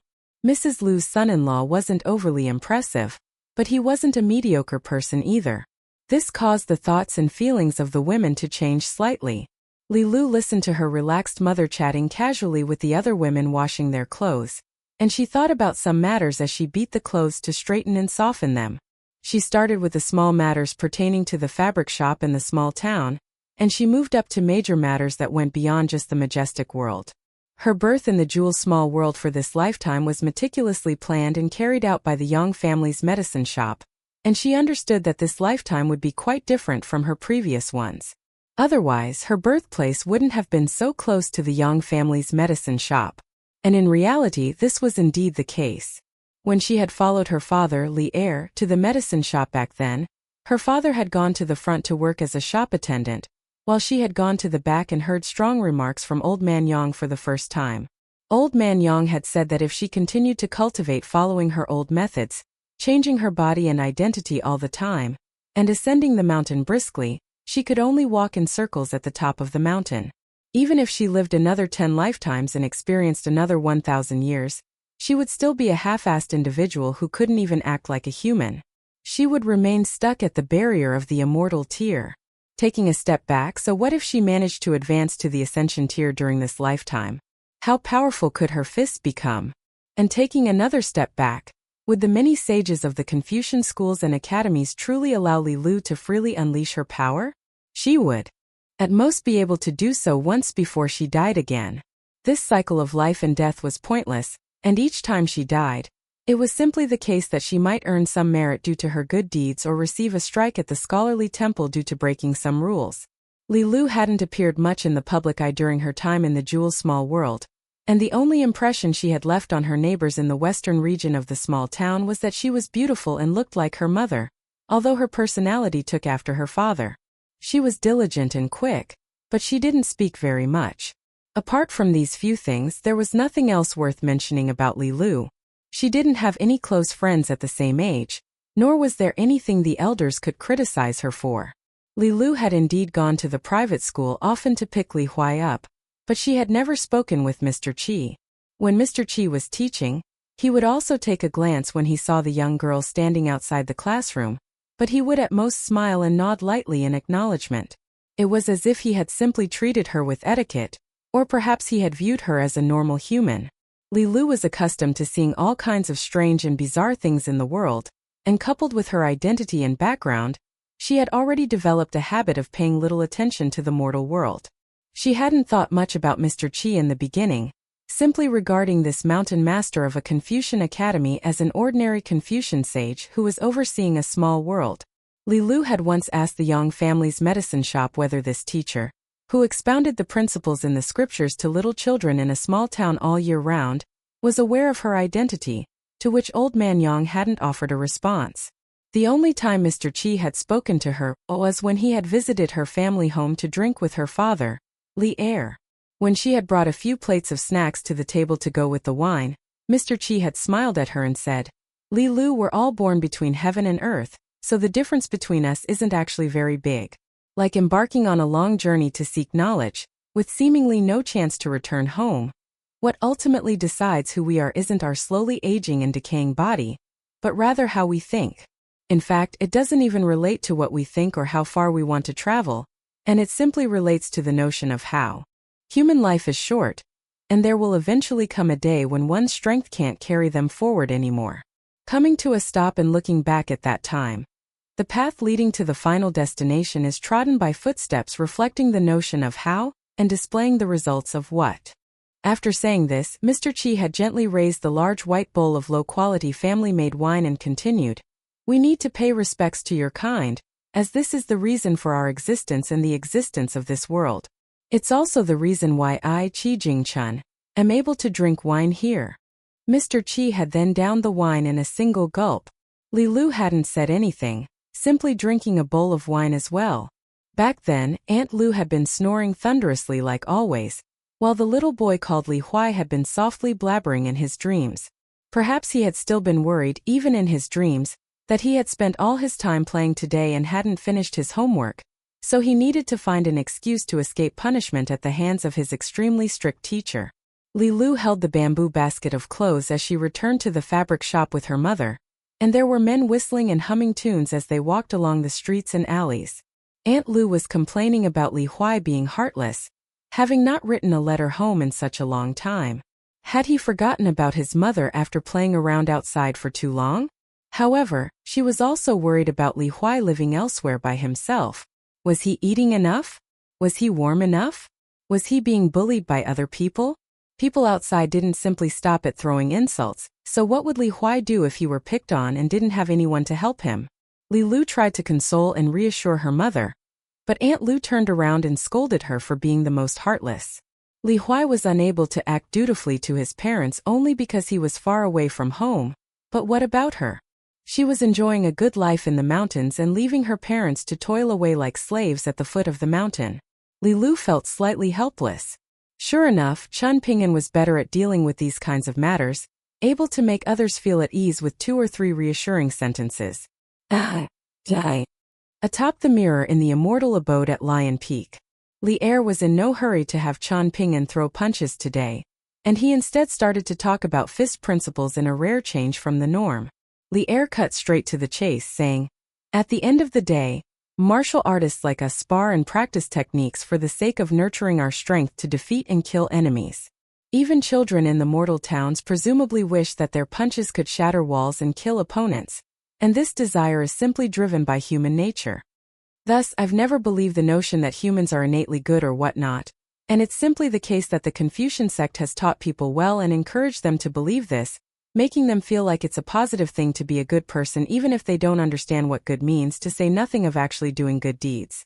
Because of this, sinister people doing bad deeds, such as martial artists taking advantage of their strength to pick on other people, are most likely aware that they're doing bad deeds as well. This is the positive impact brought about by scholars." Li Er cracked a grin at Chun Ping'an before continuing, "I might not read books, being a crude martial artist who labors in the fields all day long, but I still know 2 or 3 principles. However, martial artists are often people who don't speak much. Indeed, cats that purr often are usually poor at catching mice. Take for example my junior brother Zhang Dafeng. He does poorly in this regard, gossiping like a woman all the time. This can't be helped. People can't help themselves but think more and speak more when they're smart. Don't judge Zhang Dafeng by his improper appearance because he's actually quite a knowledgeable person. However, it's a pity that his knowledge is too miscellaneous and not pure enough, causing his fists to become muddied and unable to become quicker. It's rare for me to teach fist techniques, so I'm voicing a few extra thoughts to you today. This is the one and only time." Li Er looked at the nearby Chun Ping'an, using the tip of his toes to lightly draw on the ground. "You and I are standing at 2 different locations, and even if you're at the 6th tier while facing me, who's at the 10th tier, you still need to strive to stand at an indomitable position. This is not to say that you can't lose to me. Rather, if your heart wavers and falls into disarray before your body even moves when you're facing a powerful foe, then you will have lost before the battle has even begun. That will be seeking death." It looked like Li Er hadn't moved at all. However, Chun Ping'an immediately slid a dozen or so meters to the side. The flowing water around the colossal mirror became still for a brief moment. In fact, there were even signs of the water flowing in reverse. This was caused by Li Er's fist intent. Striving for victory and fighting to stay alive isn't the same as becoming a reckless brute who's ignorant and fails to understand different situations. If one's fist intent grows as one retreats, then one wouldn't have given a single inch to one's opponent. Li'er nodded and continued. If mortal humans have many interactions with blades and weapons during their daily life, then they naturally won't fear clubs or staff. In a similar way, pure martial artists also seek out those at similar levels to spar and temper their great Tao. Alternatively, they enter battlefields of swords and spears, facing tens or hundreds of enemies by themselves. Apart from their own bodies, they can also make use of various weapons, using these to train their eyes and ears as they search for their martial courage. They strive to reach a state where they dare to unleash their punches at all opponents, regardless of who the opponent is. Li'er smiled and concluded, one needs to endure hardships and pain before learning true martial arts. This involves more than just having a martial artist temper one's physique and bones, and it also involves teaching one to remain fearless when one faces a more powerful foe. However, if one masters a myriad of deadly techniques and becomes obsessed with them, then one will eventually be weighed down by these skills one day. Powerful martial artists shouldn't use their fists rashly, Chen Ping'an concurred with a nod, then quickly added, not always. Only after hearing this did Li'er retract his hand. Otherwise, Chen Ping'an's initial remark would have earned him a solid punch, one that was at least at the thriving Qi tier of the 10th tier. Practicing fist techniques and martial arts was grueling work, so it made little sense to hold back all the time regardless of the situation. Li'er stood still and breathed calmly, extending his left arm and using his right hand to lightly smack his left wrist, forearm, joints, and muscles. Our tendons and bones are like the dragon veins and mountain roots, with our muscles and flesh being analogous to the undulating mountain ranges, he said slowly. Tempering our tendons and bones and training our physique is for the sake of improving each small region, raising these countless small regions to a pinnacle state. We let this accumulate without breaking through, and when we unleash a punch, the city gates have to open even if they refuse, and the mountains must shatter even if they resist. Li'er retracted his right hand and suddenly shook his left hand. Astral winds surged forth, causing Chen Ping'an's azure robes to flutter loudly in the air. The flowing water around the colossal mirror further started to flow in reverse. Chen Ping'an fully accepted Li'er's guidance, especially since it followed a similar principle to Qi refiners striving to unlock as many residences as possible for the sake of accumulating spiritual energy. When it came to seemingly even battles at the same tier, one could therefore draw on more spiritual energy to defeat one's opponents, using their overwhelming strength to achieve victory. Li'er slowly assumed a fist stance. In the end, his fist stance became a fixed position as he said, feet, hands, eyes, stances, power, qi, intent, and combining both the internal and the external. This is the so-called bodily small world of qi refiners. When it comes to martial artists like us, a breath of pure true qi is like an army of heavy cavalry that marches forward to defeat foes and expand territory. On the other hand, qi refiners seek to safeguard their territory using magnificent cities and soldiers in formations. Of course, these descriptions are all from Zheng Dafeng. I'm not able to make such fanciful comparisons. Li'er lightly stomped his foot and continued. The legs lacking power will be like walking around a maze and failing to find the exit. When first embarking on the path of martial arts, making a single misstep will be the same as scribbling over one's future. There's no need to dream about reaching a state of divine aura and flawlessness. Li'er casually extended a finger, pointing at his own eyes and saying, when it comes to achieving mastery in martial arts, a person needs to train their eyes to a state of extreme clarity. They need to anticipate their opponent's movements with their mind, and observe their opponent's fists with their eyes. Chen Ping'an's chest was instantly hammered by two fists at this moment, causing him to fly backward. He somersaulted through the air and landed on his hands and feet, his fingers claw-like as they dragged along the mirror and surprisingly sent sparks flying. Chen Ping'an finally arrested his backward momentum, not falling into the water. Li'er stood at Chen Ping'an's initial spot and said, my fists were neither forceful nor quick, yet you still failed to block them. Why is this? It's because your eyes and your mind haven't been trained enough. When facing powerful enemies and walking the tightrope of life and death, many instinctive actions can either save one's life or push one into further peril. When I moved just then, you subconsciously looked at my finger and my eyes, This is human instinct, and even though you were already careful enough, you were still a touch too slow. However, this is the difference between life and death for martial artists. Fighting with enemies isn't the same as journeying through mountains and waters, and there isn't any time for you to carefully think about your next move. Taking things one step further, the mind reacting faster than the body is also a huge pitfall for martial artists. Li Er paused for a moment before asking, Chun Ping'an, do you feel like you're relatively careful when you observe people? You're relatively careful at each and every moment. Chun Ping'an used his palm to wipe the blood from the corners of his mouth as he nodded in response. This is the blemish tainting your fist and tint, Li Er revealed. You always feel like this one skill is enough, yet the complete opposite is true. This is far from enough. Perhaps you're still not aware right now, but when it comes to fights between 8th tier and 9th tier martial artists in the world, it's often the case that they die as a result of their greatest strengths. Why is this? It's because they're extremely cautious about their weaknesses, yet it's very easy to become unknowingly conceited about their strengths. Li Er assumed another fist stance, starting to perform the beginning of a fist technique at the same time. This was surprisingly a stance and technique that Chun Ping'an was incredibly familiar with, examining the dragon and the deity drumming technique. The martial arts books talk about having 3 heads and 6 arms as being a mystical ability, and this isn't some joke being spread in the mortal world, Li Er said. There are hundreds upon thousands of fist arts in the world, each with its own stances and techniques. The stances are the fundamentals, the meditations are the building blocks, and the techniques are the outward display. Combining these 3 will give rise to different fist arts and thus result in countless fist guides in the world. You've traveled to many places, so you should be aware that people like to refer to ordinary members of the martial world as martial technique experts. This is the reason. Li Er relaxed his fist stance and casually channeled the deity drumming technique to unleash a punch. However, the deity drumming technique appeared soft and gentle when channeled by Li Er, yet it was still filled with abundant intent. As Chun Ping'an observed, he was surprised that it was completely different from his aura when he channeled the technique. Li Er channeled the deity drumming technique to throw another punch, once again changing the fist intent completely, with his fist as quick as lightning. He suddenly halted his punch and chuckled.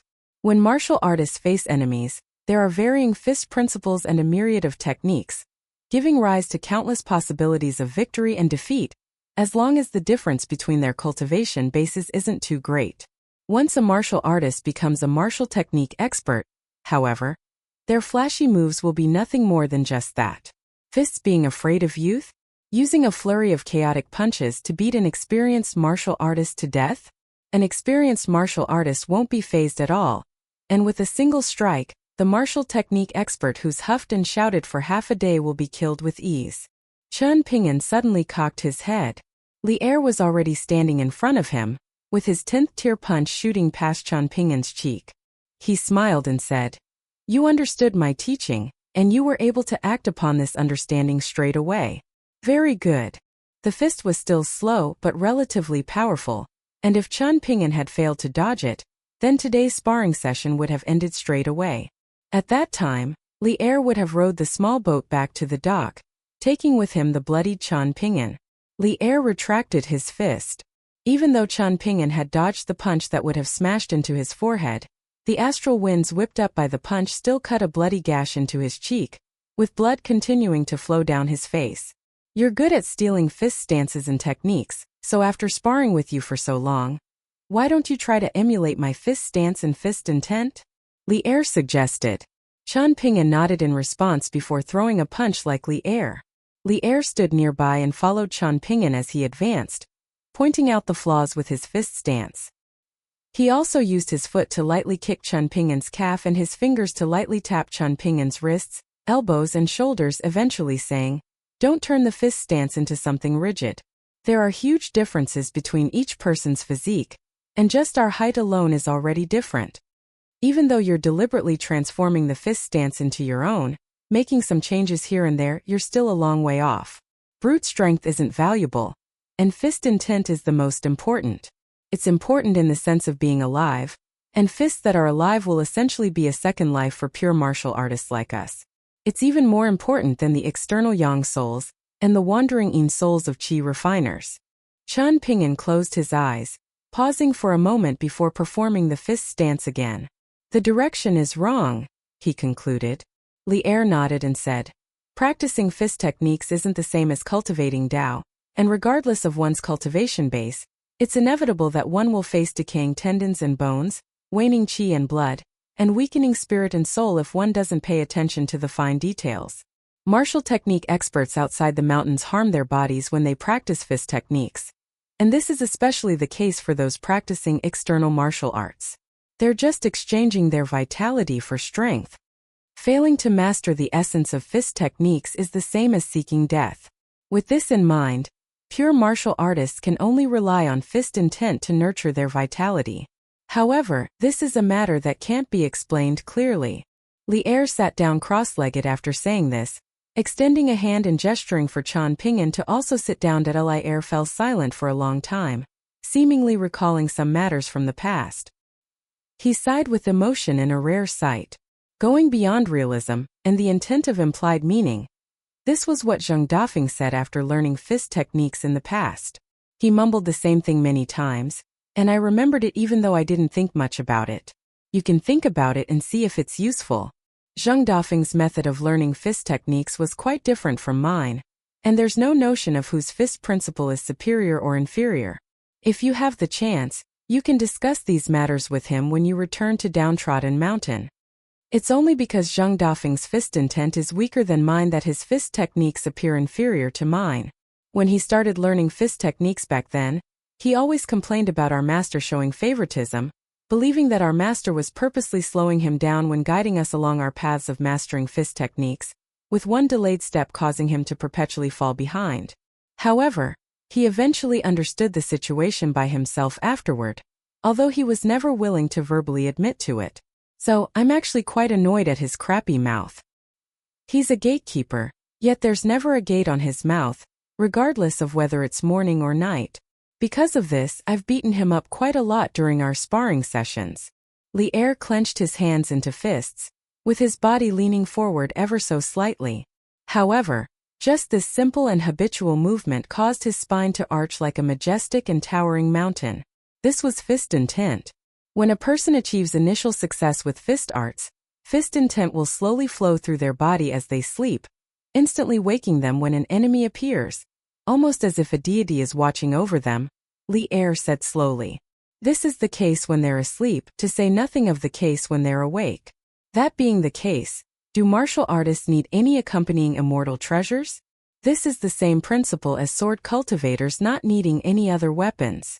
Li Er smiled and threw a gentle punch at the mirror, after which he changed his fist into a palm before clenching it into a fist again. Holding up the sky with one's head, gripping the earth with one's feet, and retracting one's fists as if carrying an infant. This is a state of combining strength with gentleness.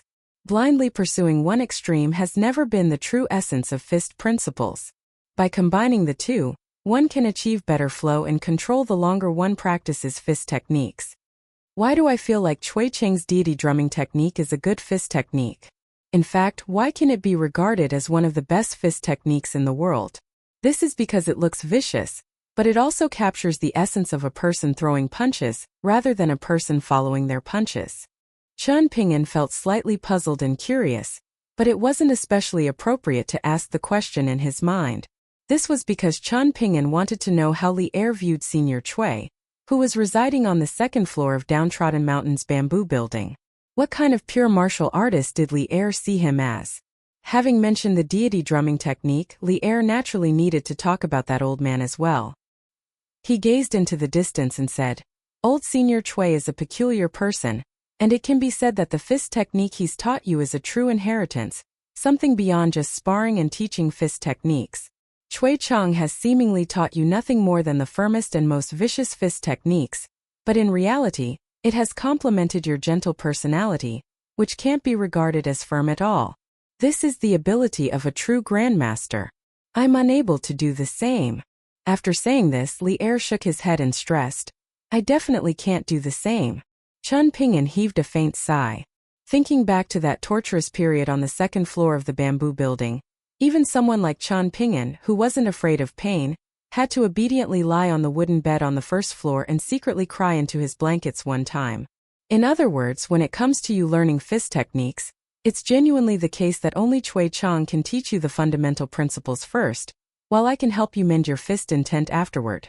This is the correct path. If I taught you first and Chui Chang taught you afterward, then you would have spent 10 kilograms of seeds to yield 7 kilograms of crops. That would have been pointless and ineffective, Li Er said.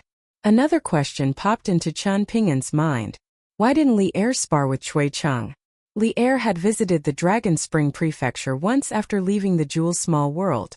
However, the two 10th-tier martial artists who were standing at the pinnacle of the martial arts world hadn't exchanged punches with each other. It was a pity that Li Er didn't mention this matter.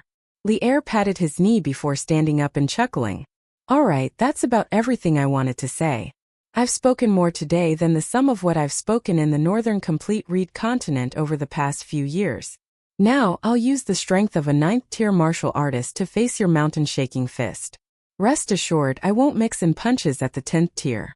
However, I suggest you don't get too happy just yet. This 9th tier will be very solid. In any case, your Aunt Lu wanted you to stay for a few more days at the fabric shop, but I didn't agree to her request. After all, that would delay your journey, no?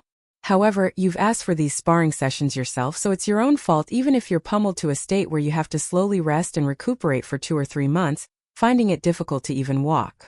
You can't blame anyone else. Chen Ping'an was stupefied. Seriously?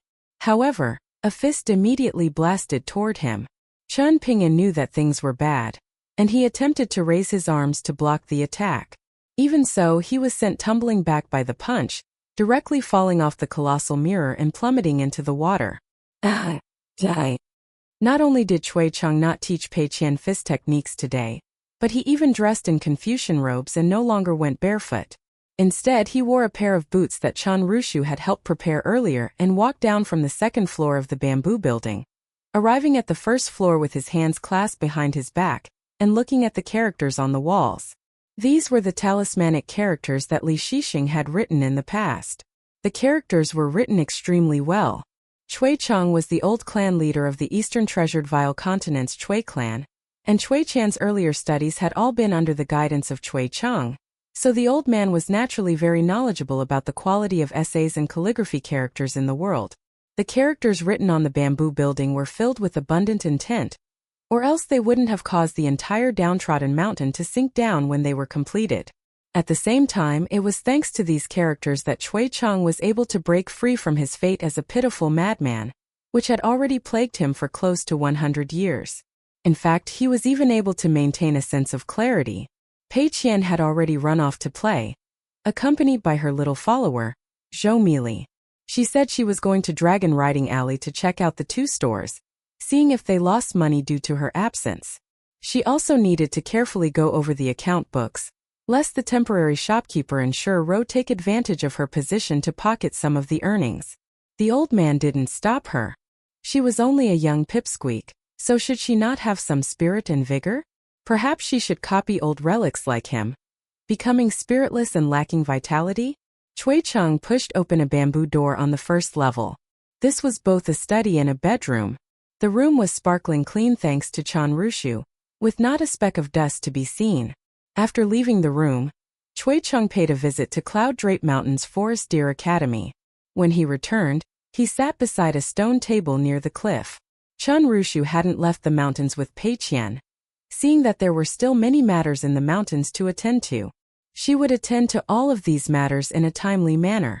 When Chan Rushu saw Mr. Chui leaving the bamboo building, she hurriedly brought him a large red box of food, placing the pot of wine as well as the various dishes on the stone table. Chui Chang smiled and asked why there weren't any roasted seeds, causing the little girl in pink to blush and smile in embarrassment as she grabbed several large handfuls of roasted seeds from her pockets and placed them on the table. Chun Lingjun still liked to aimlessly wander around by himself, and when he saw the old man sitting on a stone chair and drinking by himself today, he furiously rubbed his eyes before looking over again. He discovered that his eyes weren't playing tricks on him. Chun Lingjun didn't dare to act friendly with this old man, especially since Chui Chang belonged to the type of person who could kill him with a single punch in the Dragon Spring Prefecture. However, Chui Chang unexpectedly beckoned to him and said, "Come here and take a seat." There was a bitter expression on Chen Lingjuan's face as he asked, "Old senior, will you beat me up if I don't go over?" Cui Cheng nodded in response. Chen Lingjun immediately sprinted over. A great person knew when to yield and when to stand tall. Otherwise, how could he have survived in the Dragon Spring Prefecture until today? By relying on his cultivation base? Is it very fun to purposely lose money from time to time? Cui Cheng asked with a smile. What? Chen Lingjun asked as he blinked his eyes. Cui Cheng didn't press any further upon seeing him play dumb, and he casually asked, "Has Chen Ping'an not encouraged you to draw a clear boundary between you and your brother river god from the Imperial River before?" Chen Lingjun shook his head and lightly raised his sleeve to wipe the surface of the stone table that was already cleaner than a mirror, replying, "He's even more of a foolishly kind person than I am, blindly displaying chivalry and carelessly giving away money. He won't say such things to me. In fact, he'll even help me show off at my own cost. Half of Chen Ping'an's reason for traveling around the northern complete reed continent is because of you. Walking several thousand kilometers along the Plenty River is no easy task," Cui Cheng said. Chen Lingjun fell silent. Cui Cheng picked up an empty wine cup and poured some wine, handing it to the little boy in azure sitting opposite him. "Old senior, this isn't punishment wine, is it?" Chen Lingjun asked in fear and trepidation. "I work diligently at Downtrodden Mountain every single day, slaving away and genuinely not doing a single bad thing." "Just drink it," Cui Cheng said with a chuckle. Chen Lingjun accepted the wine cup, appearing extremely pitiful as he took a small sip. "Chen Ping'an is treating you very well, so are you able to treat other people half as well in the future?" Cui Cheng asked. "Perhaps I can," Chen Lingjun replied in a quiet voice. "This is enough," Cui Cheng said with a smile. It was Chen Lingjuan's turn to feel puzzled and he repeated, "This is enough?" Cui Cheng smiled and didn't say anything. "You're not Chen Ping'an, so what you say won't necessarily be accurate," Chen Lingjun mumbled. "Do you want to make a bet?" Cui Cheng asked in amusement. "I truly don't have any spare money left." Chen Lingjun wailed in grief. "I only have the untouchable money set aside for my future marriage left, and not even a single copper coin can be taken away from these savings. I genuinely can't use this money. Have you thought about why you're trying so hard to pretend that you fear me, even though you aren't actually very scared of me?" Cui Cheng asked. "When you come across a person or a matter that you're unable to deal with, perhaps you'll even dare to think about coming to me for help, no?" Chen Lingjun lowered his head and clenched one hand into a fist, drawing circles around the wine cup as he replied in a quiet voice, "That's because of my kind-hearted master." "Then have you thought about why Chen Ping'an was willing to let you stay at Downtrodden Mountain, not treating you any worse than he treats other people?" Cui Cheng continued to ask. "Because he's a foolishly kind person," Chen Lingjun replied in a glum voice. Cui Cheng smiled and said, "Because you're also not bad in Chen Ping'an's eyes." "Bullcrap," Chen Lingjun retorted in a quiet voice. "What was that?" Cui Cheng asked. Chen Lingjun immediately looked up and held the wine cup with both hands, putting on a dazzling smile as he suggested, "Old man, how about a toast between us two brothers?" However, he immediately froze after saying this. Us two brothers? Was he asking for death? Sight. His habits from the martial world not only made him the butt of jokes, but it was even going to cost him his life. However, Chen Lingjun would have never imagined that not only did Cui Cheng not become angry, but he even raised his wine cup and said with a chuckle, "Bottoms up." Chen Lingjun still felt uneasy after downing the wine. Cui Cheng didn't keep the little bastard for too long either, saying, "Chen Ping'an isn't someone to speak very politely to those close to him, so you can think more about whether you're looking down on yourself too much. There are definitely some qualities you possess that Chen Ping'an feels like he can't emulate or achieve." Chen Lingjun nodded earnestly before standing up and bowing respectfully as he bade farewell. He walked away slowly, after which he suddenly started to frenziedly sprint into the distance. After running far away, he couldn't help but stop and look back. Old man Cui seemingly appeared slightly strange today. Cui Cheng continued to drink by himself. When he was young, he felt like there was a blade in his heart that was peerlessly sharp and would remain undamaged forever. Die. After another fist training session, today was a rare case where Chen Ping'an was only caked in blood, but still able to sit up. In fact, he was even able to cup some water to wash his face. Li Er was sitting nearby. Chen Ping'an retrieved 2 pots of rice wine, one for each of them, drinking as they chatted casually. This was because Li Er said that they didn't need to drink immortal wine. This was a so-called casual conversation, but it was actually just Chen Ping'an rambling on about the past. Before he knew it, he had already moved on from the northern complete reed continent to the parasol leaf continent, and then to the eastern treasured vial continent and his hometown. Chen Ping'an smiled and said, I remember the first time I went to Fortune Street in Peach Leaf Alley to deliver letters and earn copper coins. I was accustomed to walking along the dirt paths of Clay Vase Alley and the Dragon Kills, and that was my first time setting foot on streets paved with bluestone slabs. At that time I was afraid of my straw sandals dirtying the street, so much so that I almost forgot how to walk. Afterward, when I was accompanying Li Baoping, Li Huai, and the others to the Great Sui Nation, we were guests at an old assistant minister's residence in the Yellow Court Nation, and I felt much the same way when we sat down to eat. When I stayed at an immortal inn for the first time, I pretended to be calm and composed as I forced myself to control my gaze. It was quite difficult. There was also a meal at Bamboo Scroll Lake organized by Gu Kan, and at the table was a fleeing prince, the son of a great general, and also the disciple of an esteemed immortal. If I disregarded my disappointment in Gu Kan, then I would have felt slightly happy in the depths of my heart when I saw that snotty little kid being able to interact with them so calmly and naturally. This is the selfishness that spiritual master Fire Dragon was talking about. Back then, I felt like the snotty little kid who always followed me around could seemingly live a good life even without Chen Ping'an. During my time at Bamboo Scroll Lake, that was the one and only time when I felt the strongest urge to leave without dealing with the mess. It surprisingly wasn't during any of the later interactions. There are many matters that I'm not used to. However, I can only adapt to them regardless of whether I like them or dislike them. What is the martial world? And what are immortals? I've widened my eyes and looked intently at all of the unfamiliar people and unfamiliar matters. There were many things I didn't understand in the beginning, and there are also some things I understood afterward but still didn't accept. It feels fairly bad? Li Er asked. Chen Ping'an shook his head and replied, I just feel a bit annoyed.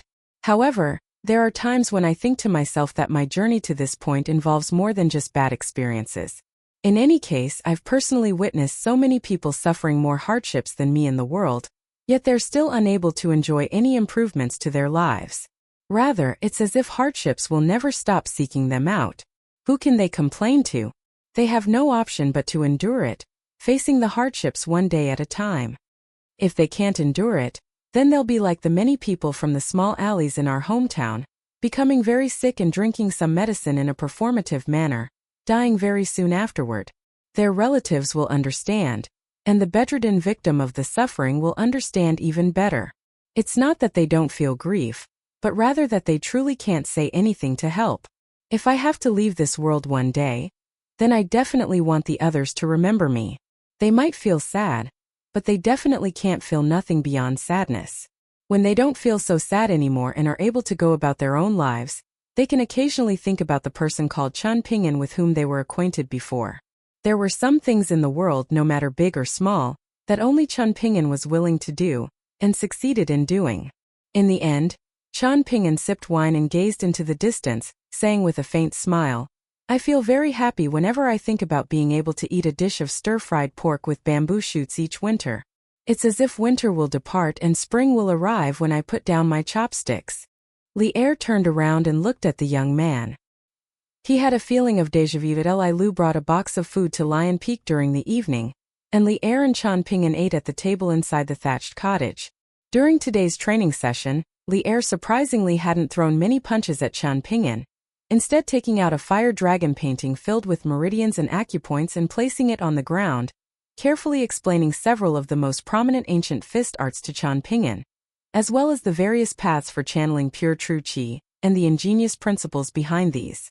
Li Er especially focused on describing the different categorizations of the 520 muscles in the upper body, going through these specific and detailed explanations to then explore fist principles and fist intent. In addition, Li Er also talked about the various methods different forces use to strengthen one's tendons and bones and temper one's true qi, also touching on what secret techniques they possess to train one's physique and meridians.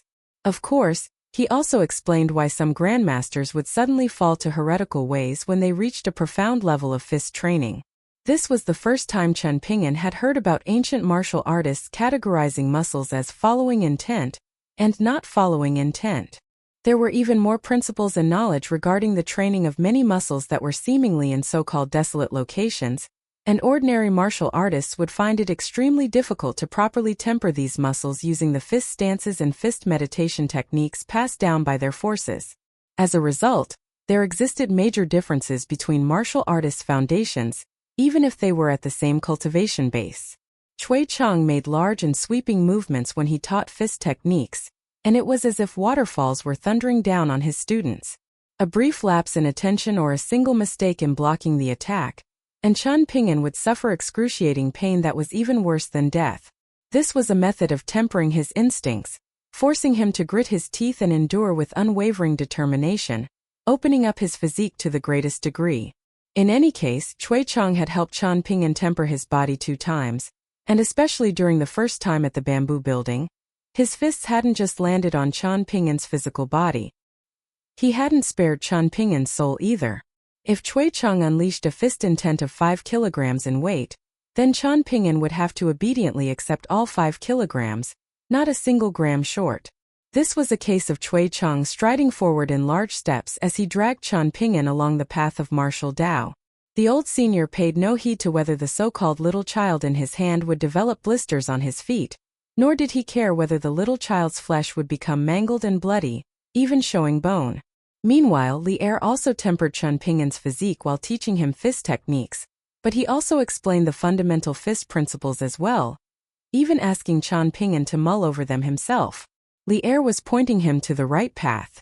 There was no notion of who was a better teacher, and the only difference was who should teach Chen Ping'an first and who should teach him second. Just like Li Er had said, Chen Ping'an wouldn't have been able to reach his current height in martial arts if Li Er had taught him first and Cui Chang had taught him second. Chen Ping'an continued to ask Li Er about some paths of true qi channeling on the fire dragon painting. Even as they ate, Li Lu didn't disturb the two of them as she quietly sat to the side. At some unknown time, the thatched cottage had already been filled with a complete set of furniture, with a wooden table, long benches and bamboo chairs. Uncle Li, did you focus on these small details right from the beginning of practicing fist techniques? Chen Ping'an asked in curiosity. Li Er smiled and replied, I couldn't be crude about it even if I wanted to. Master would keep an eye on my progress, and even though he didn't care about those fine details on the path of martial arts, he had his expectations regarding how heavy my fist intent needed to be at what time. I would naturally suffer if Master felt like I was slacking off. I was relatively okay, and I followed the rules to train hard and train earnestly. However, Zhang Dafeng was quite pitiful back then, and even when he left the jewel's small world, a part of his soul and spirit were still held and suppressed by Master. I'm not sure whether Master returned them to Zhang Dafeng afterward. Even though we're sect brothers under the same Master, some questions are still best left unasked. Chen Ping'an felt increasingly puzzled. How could a person continue to practice fist techniques if their soul and spirit were incomplete? Li Er sipped some wine and continued, It's not a problem to explain these matters to you. Zhang Dafeng's method of practicing fists involves his souls and spirits being varied and different, with each wisp training independently of the others. With 3 souls and 7 spirits, he needs to practice fist techniques in 10 different ways. Hence, it looked like my junior brother was always nodding off while guarding the gate of the small world. But in reality, he wasn't sleeping at all. Instead, he was earnestly practicing his fist techniques. Junior sister Su Dian is different again. And her training involves morning training, night training and training in her dreams. As for junior brother Shi Lingshan, he needs to travel through the river of time to temper his soul and physique, which often results in him drowning to death. Thankfully, Master can retrieve his corpse. These are all good training methods, but regarding who can reach the greatest height in the end, this is ultimately dependent on our own skills and fortune. According to Master, no small number of people accidentally train until they become cripples. Li Lu smiled and asked, Chen Ping'an, my mother told me to ask you this. Are you unwilling to stay the night at the fabric shop because you feel like it's too shabby? It's easy for rumors to start spreading if I stay the night there, Chen Ping'an replied in helplessness. That will affect your reputation in the small town, and even if Miss Li doesn't mind, Aunt Lu still needs to interact with the neighbors and residents very frequently. If Aunt Lu gets into an argument with someone, and they use this as an insult, then won't Aunt Lu feel vexed for a long time? Even if you get married in the future, this will still be something they can bring up. In fact, the more impressive your husband is, the more the women in the small town will find enjoyment in bringing up these old matters. Li Lu smiled and said, This is indeed the case, but you can explain it to my mother yourself. As for marriage, Li Lu had never thought about this before. Chen Ping'an glanced at Li Er. There was still one final training session left. Li Er told Chen Ping'an to fully rest and recuperate first, saying there was no hurry to hold this final training session. Chen Ping'an had a nagging feeling that things wouldn't be easy. The fundamental fist stances of some senior martial artists in the history of the majestic world are slightly similar to your examining the dragon. Where did you steal this stance from? Li Er asked. Chen Ping'an took a sip of wine and replied with a smile. Uncle Li, couldn't I have comprehended this fist stance myself? Li Er chuckled in response. His gaze was much like a father-in-law from the martial world looking at his son-in-law, giving the latter no room to hide. Chen Ping'an didn't hide the truth any longer, revealing, This fist stance was created by an old mister from the Parasol Leaf Continent's lotus flower-blessed land. His name is Zhongqiu, and he's the imperial preceptor of the Southern Garden Nation. In that world, the old mister is also renowned in the martial world as a scholarly sage and a martial arts grandmaster. I once desired to invite the old mister to leave the lotus flower-blessed land, but it was a shame that he was unwilling to leave because he had too many matters to worry about and deal with at that time. I don't know if he'll change his mind afterward. He should come to the majestic world, Li Er said. Li Lu thought for a moment, recalling the phenomenon at some place near the capital of the Southern Garden Nation as she said, The current lotus flower-blessed land is unable to contain this person. A flood dragon confining itself to a small pond isn't a long-term solution. Chen Ping'an nodded and replied, I'll have a chat with Mr. Zhong when I return to Downtrodden Mountain in the future. Li Er left the mountain after drinking some wine and eating some food. Meanwhile, Li Lu stayed back at Lion Peak to practice immortal techniques with old immortals in the mountains. Li Lu grabbed the food basket and returned to her residence, strolling together with Chen Ping'an. Lion Peak had mysteriously sealed the mountains recently, and not only were people forbidden from entering and exiting the mountains, but the cultivators in the mountains were essentially being confined as well, not allowed to wander around casually. Thus, the two of them didn't come across any cultivators from Lion Peak as they walked. The spiritual energy at Lion Peak is much thinner than that at the Dragon Palace Small World's Paddling Island. Is this hard to adjust to? Li Lu asked. No, I'm still yet to fully refine the spiritual energy that I accumulated at Paddling Island and stored in my water palace, mountain shrine, and wood residence. Chen Ping'an replied with a smile. This is my first time becoming completely stuffed after becoming a chi refiner. I drew close to 200 talismans using the dissipating spiritual energy at Paddling Island, and because of my location, most of these talismans were vast flowing river talismans. I used all of the immortal ink I purchased from the Spring Dew Garden. These are small matters, and there's no need for you to feel excessive gratitude toward Paddling Island and Li Yuan, Li Lu said.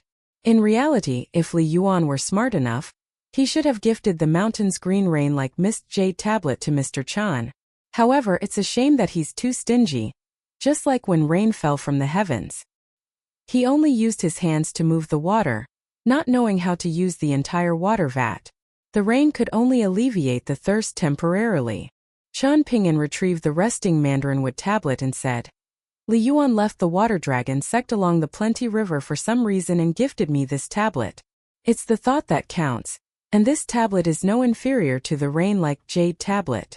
Li Lu glanced at the crude mandarin wood tablet before shaking her head and replying, This mandarin wood tablet won't help Mr. Chan on the path of cultivation, especially when it comes to absorbing water fortune spiritual energy. Chen Ping'an put the mandarin wood tablet away and said with a smile, But I can openly look for Li Yuan to drink wine with when I visit the northern complete reed continent and the Plenty River in the future. Just drinking wine is enough. However, I wouldn't have accepted the rain-like jade tablet, and even if I mustered my courage to accept it, I would have felt under a burden as a result.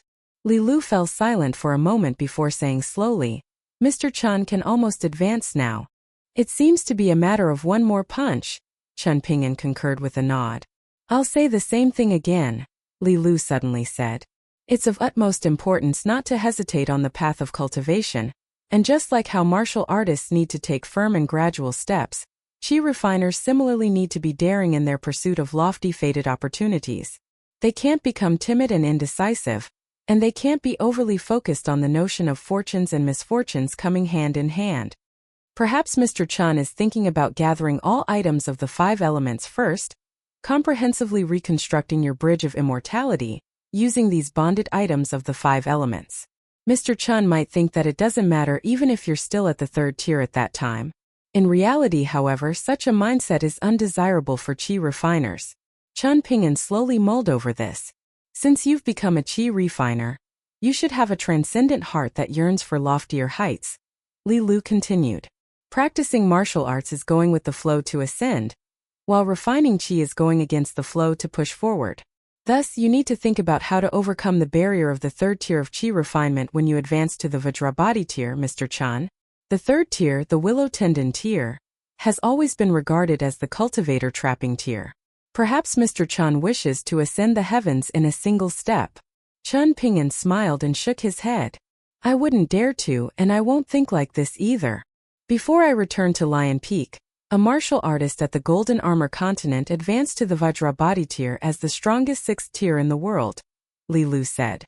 Thus, in addition to the martial sage temples in the Golden Armor continent, the other continents also detected this phenomenon and offered their congratulations. The 8 other continents in the world needed to send some martial fortune to the Golden Armor continent, with this martial fortune splitting into 2 parts, one for the martial artist and one for the continent. According to the old rules and regulations, martial artists and martial fortune are similar to chi refiners and spiritual energy. It isn't some overly mystical notion of fortune.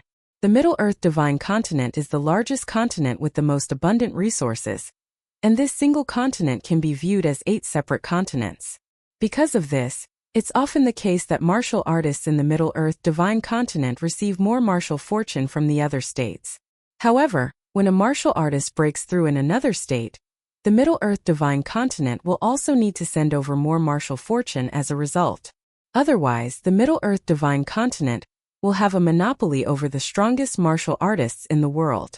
This was new information that Chen Ping'an had never heard of before.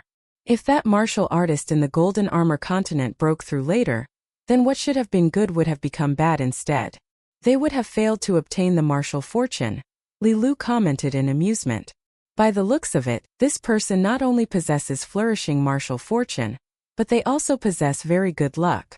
Chen Ping'an understood Li Lu's insinuation.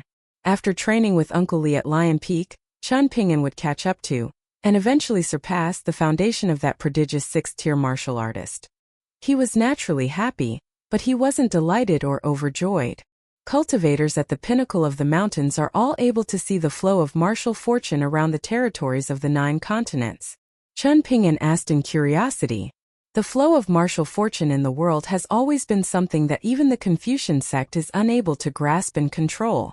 It wasn't that the Confucian sages in the past didn't want to become involved and include martial fortune within the realms of Confucian rules and regulations, but the etiquette sage didn't agree to this, so the proposal eventually went nowhere.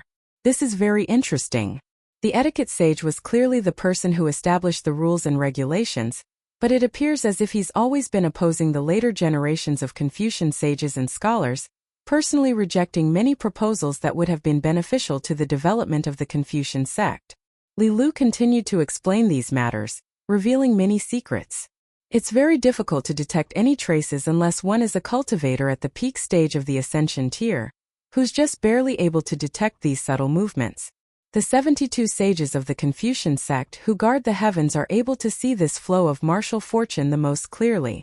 In any case, the so-called notion of being the strongest among pure martial artists is only temporary, compared to other martial artists of the same generation, and at the same cultivation base across the 9 continents. As such, if martial artists like Chao Ci or you, Mr. Chen, stay at a certain cultivation base for too long, No other martial artist at the same cultivation base can dream of becoming the strongest and obtaining the martial fortune. Qian Ping'an shook his head and commented, "There still exists a huge gulf between Chao Xiai and me." Li Lu smiled and said, "I'm simply telling the truth. If we look even further at the 9th tier and the 10th tier, the gulf between these two cultivation bases is like the gulf between heaven and earth. In any case, the 10th tier isn't a genuine N tier or whatnot, and the gap between each of the 3 sub-tiers is also very large. The Great Li Empire's Song Chongjing was inferior to my father all the way up to the 9th tier, but it's difficult to say who's stronger between them now. Song Chongjing enjoys innately abundant qi, so if they're both at the thriving qi tier of the 10th tier, then my father's personality will hold him back, causing him to suffer a disadvantage if they fight. This is the reason my father left home and traveled to the northern complete reed continent. Song Chongjing is still at the thriving qi tier now, while my father has already reached the simplification tier. If the two of them truly fight to the death, then Song Chongjing will still end up the loser. However, if both of them reach the divinity tier, which is the closest to the so-called N tier, then there's a bigger chance that my father will lose. Of course, if my father manages to advance to the fabled 11th tier of martial arts first, then Song Chongjing will face near certain death if he dares to challenge my father. Of course, the reverse is also true. Would both of them have lost the chance to advance if Uncle Li had remained in the Eastern Treasured Vile Continent? Qian Ping'an asked in a quiet voice. Li Lu nodded and replied, "Nothing is absolute, but that would have most likely been the case." She then smiled and asked in response, "Mr. Qian, are you not curious about the origin of these secrets? Did my father reveal them to me, or am I knowledgeable about them myself?" Qian Ping'an shook his head and replied, "There's no need to understand this. I trust that both you and Uncle Li are able to properly deal with your family matters and external matters. If you feel like the training sessions and beatings are still insufficient, and if you desire a heartier session of tempering and throwing punches, then I do indeed have a suitable candidate over here. I can call them over straight away. However, they like to decide life and death whenever they fight." Li Lu suddenly said, "It's already more than enough," Qian Ping'an replied without hesitation. "Any additional training can wait until I visit the northern complete reed continent again in the future." Qian Ping'an surmised that he might not even be able to withstand the final training session with Li Er. Moreover, he was already near the end of his trip along the Plenty River, so once he advanced to the 7th tier of martial arts, that would be the time for him to immediately turn around and return to the Eastern Treasured Vile Continent. There was still a huge pile of things for him to deal with at Downtrodden Mountain, and after that, he naturally needed to travel south to Old Dragon City again, where he would board an intercontinental ship to Stalactite Mountain. In fact, Mr. Qian, you are familiar with that person as well. He was also at Malicious Ghost Valley's Treasure Mirror Mountain back then," Li Lu revealed. A look of realization spread across Qian Ping'an's face. It was the strange person whom Qian Ping'an hadn't been able to see through, but had made him feel an extreme sense of danger. He hadn't felt this way even when it came to the prodigious Yang Ningxing from the esteemed mystery department. More accurately, the feeling hadn't been as strong.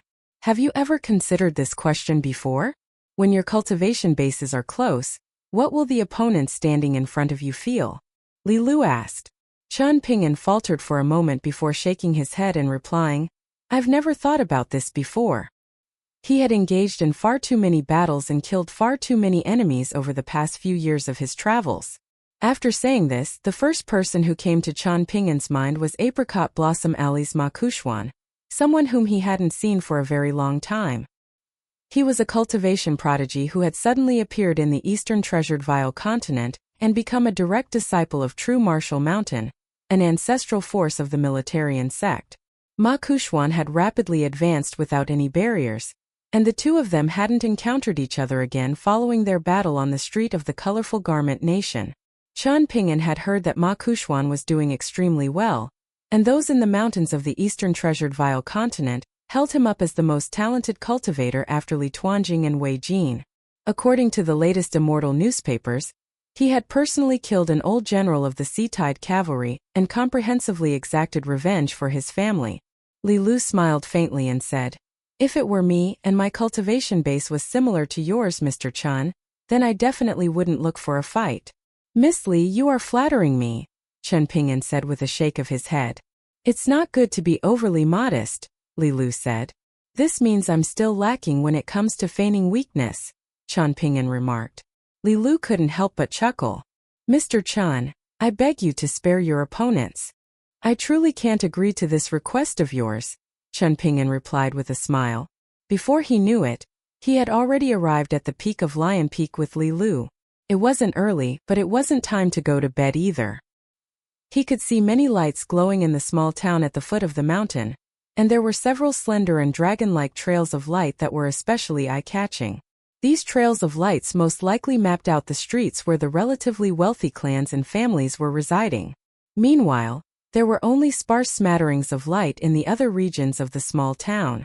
You have traveled far and wide, so do you know the true origin of the small worlds, the blessed lands and the mystical realms?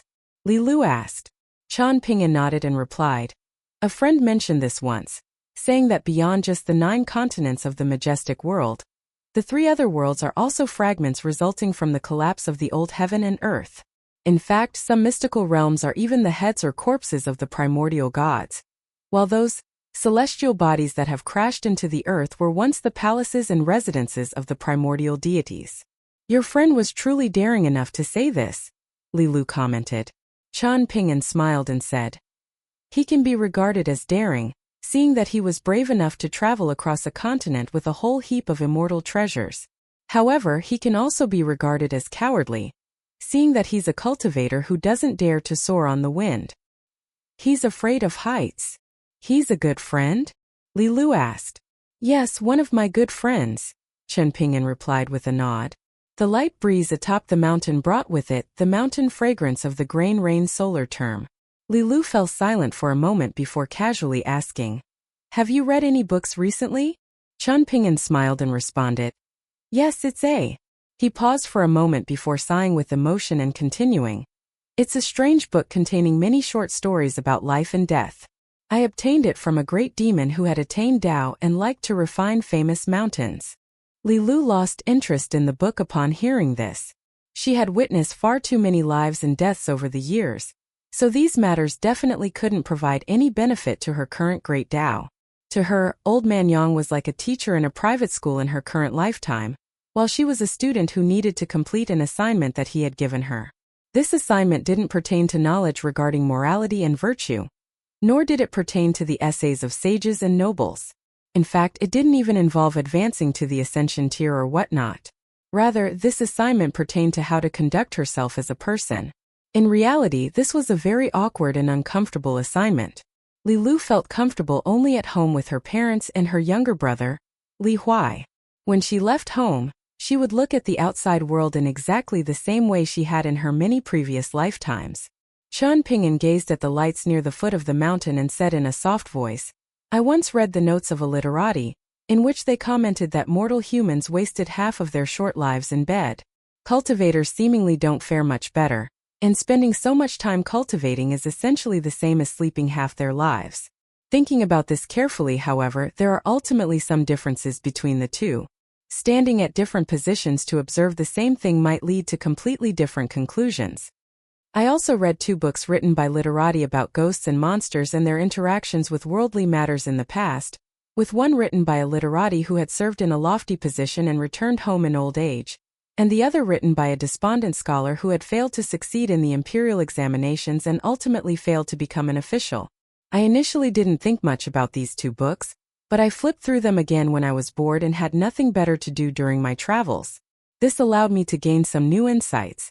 Standing in a lofty position and gazing far, one can gain a more complete understanding of human nature. Standing close and looking at the details, one can gain a more intimate understanding of the human heart.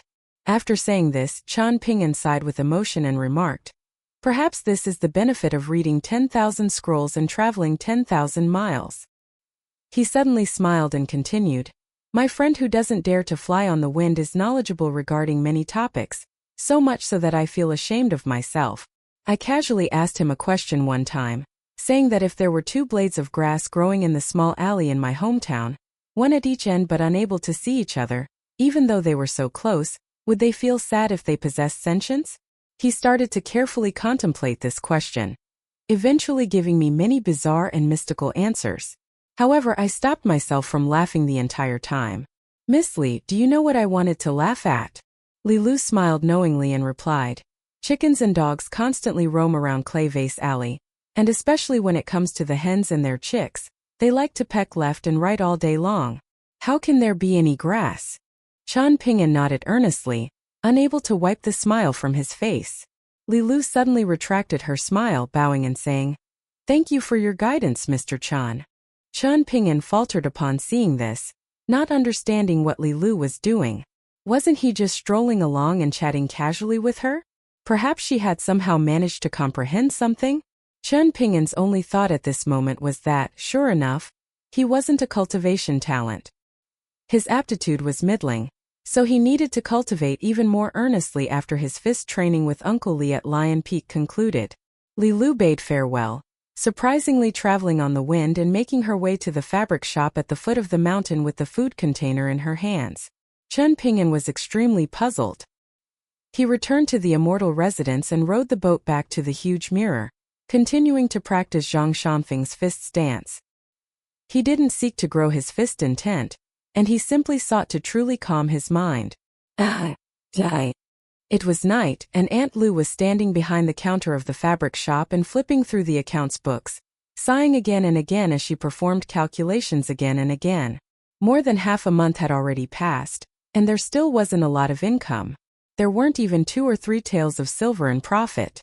This was in stark contrast to the period of time when Qian Pingan had been helping, bringing the fabric shop 2 or 3 taels of silver in profit each day. Comparing oneself to others would truly induce worry.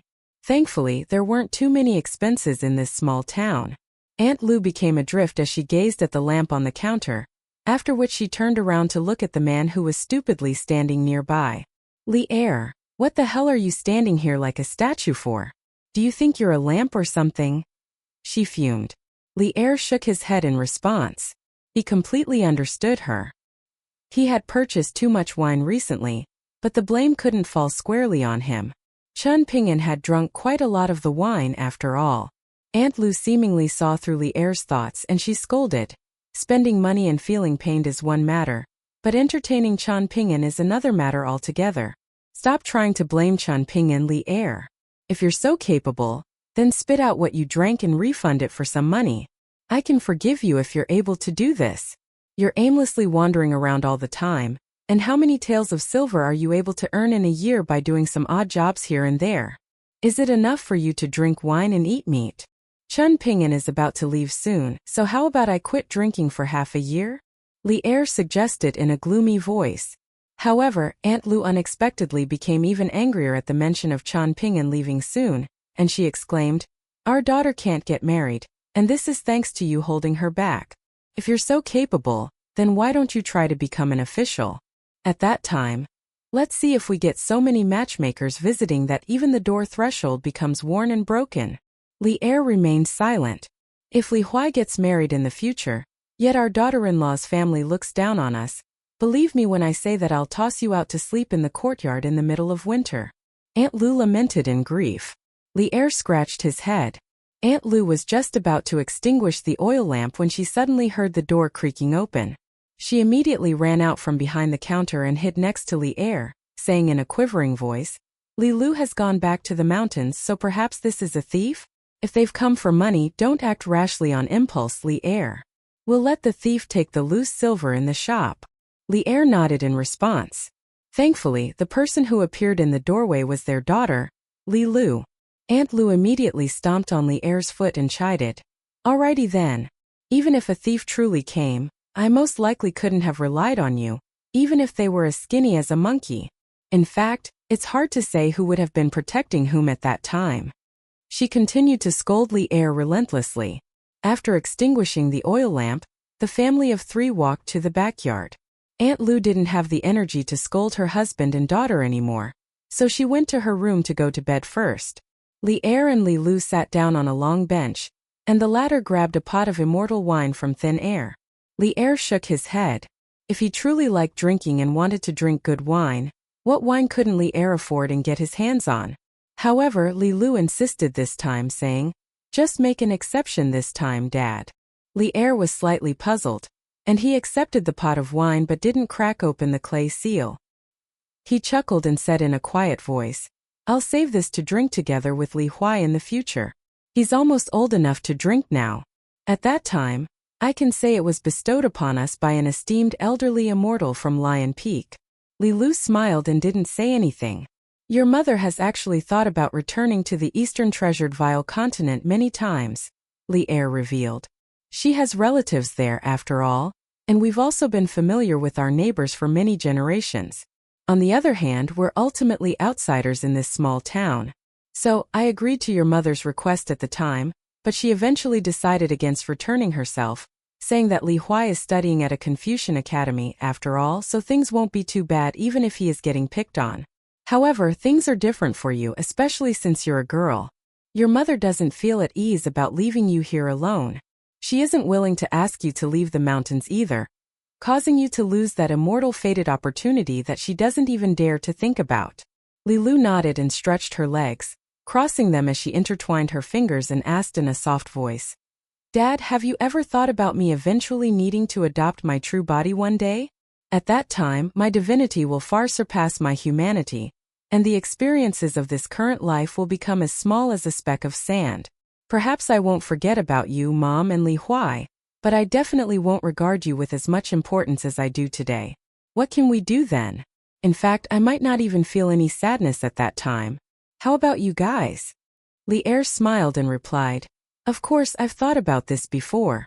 Your father isn't truly stupid after all. What can we do then? What else can we do? We'll simply regard it as our daughter being incredibly successful, just like farmer parents who have worked in the fields all their life suddenly discovering one day that their son has become a champion scholar, while their daughter has become an imperial concubine. However, their son is still their son, and their daughter is still their daughter, no?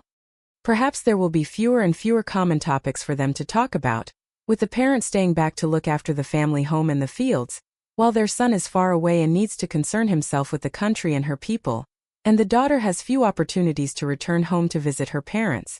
Even so, the parents will still think about their children, and they'll still feel content as long as they know their children are doing well. Li Lu lowered her head and asked, It's just this simple?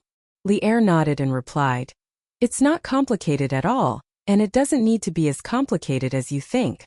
I didn't discuss these things with you in the past because I felt like it wouldn't be a bad idea for you to think more, even if you were overthinking things. He hesitated for a moment before continuing. However, I hope that if the day truly comes for you to regain your divinity, you can still treat your mother a bit better, even if that means going against your personality and putting on a facade. Regardless of who you think you truly are, your mother will forever view you as her daughter, someone whom she carried for 10 months, gave birth to and raised.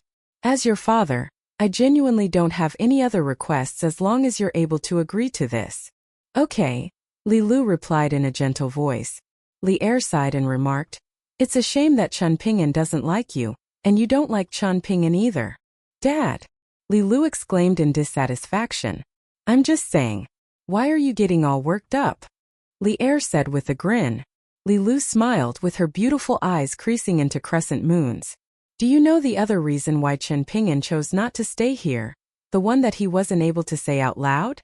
Lier asked. Perhaps he's worried about something? He's worried about causing trouble for us. Li Lu suggested in puzzlement. Lier shook his head and revealed.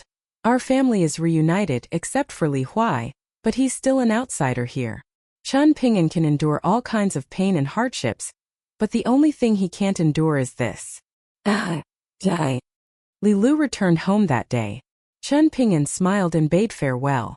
A young man in azure walked along the street by himself in a foreign town, turning around to look at the fabric shop and not retracting his gaze for a very long time. A ship that was traveling toward the former central mountain of the fallen luminous Vermilion Empire had stopped midway at a ferry station called the Miasma Ferry Station.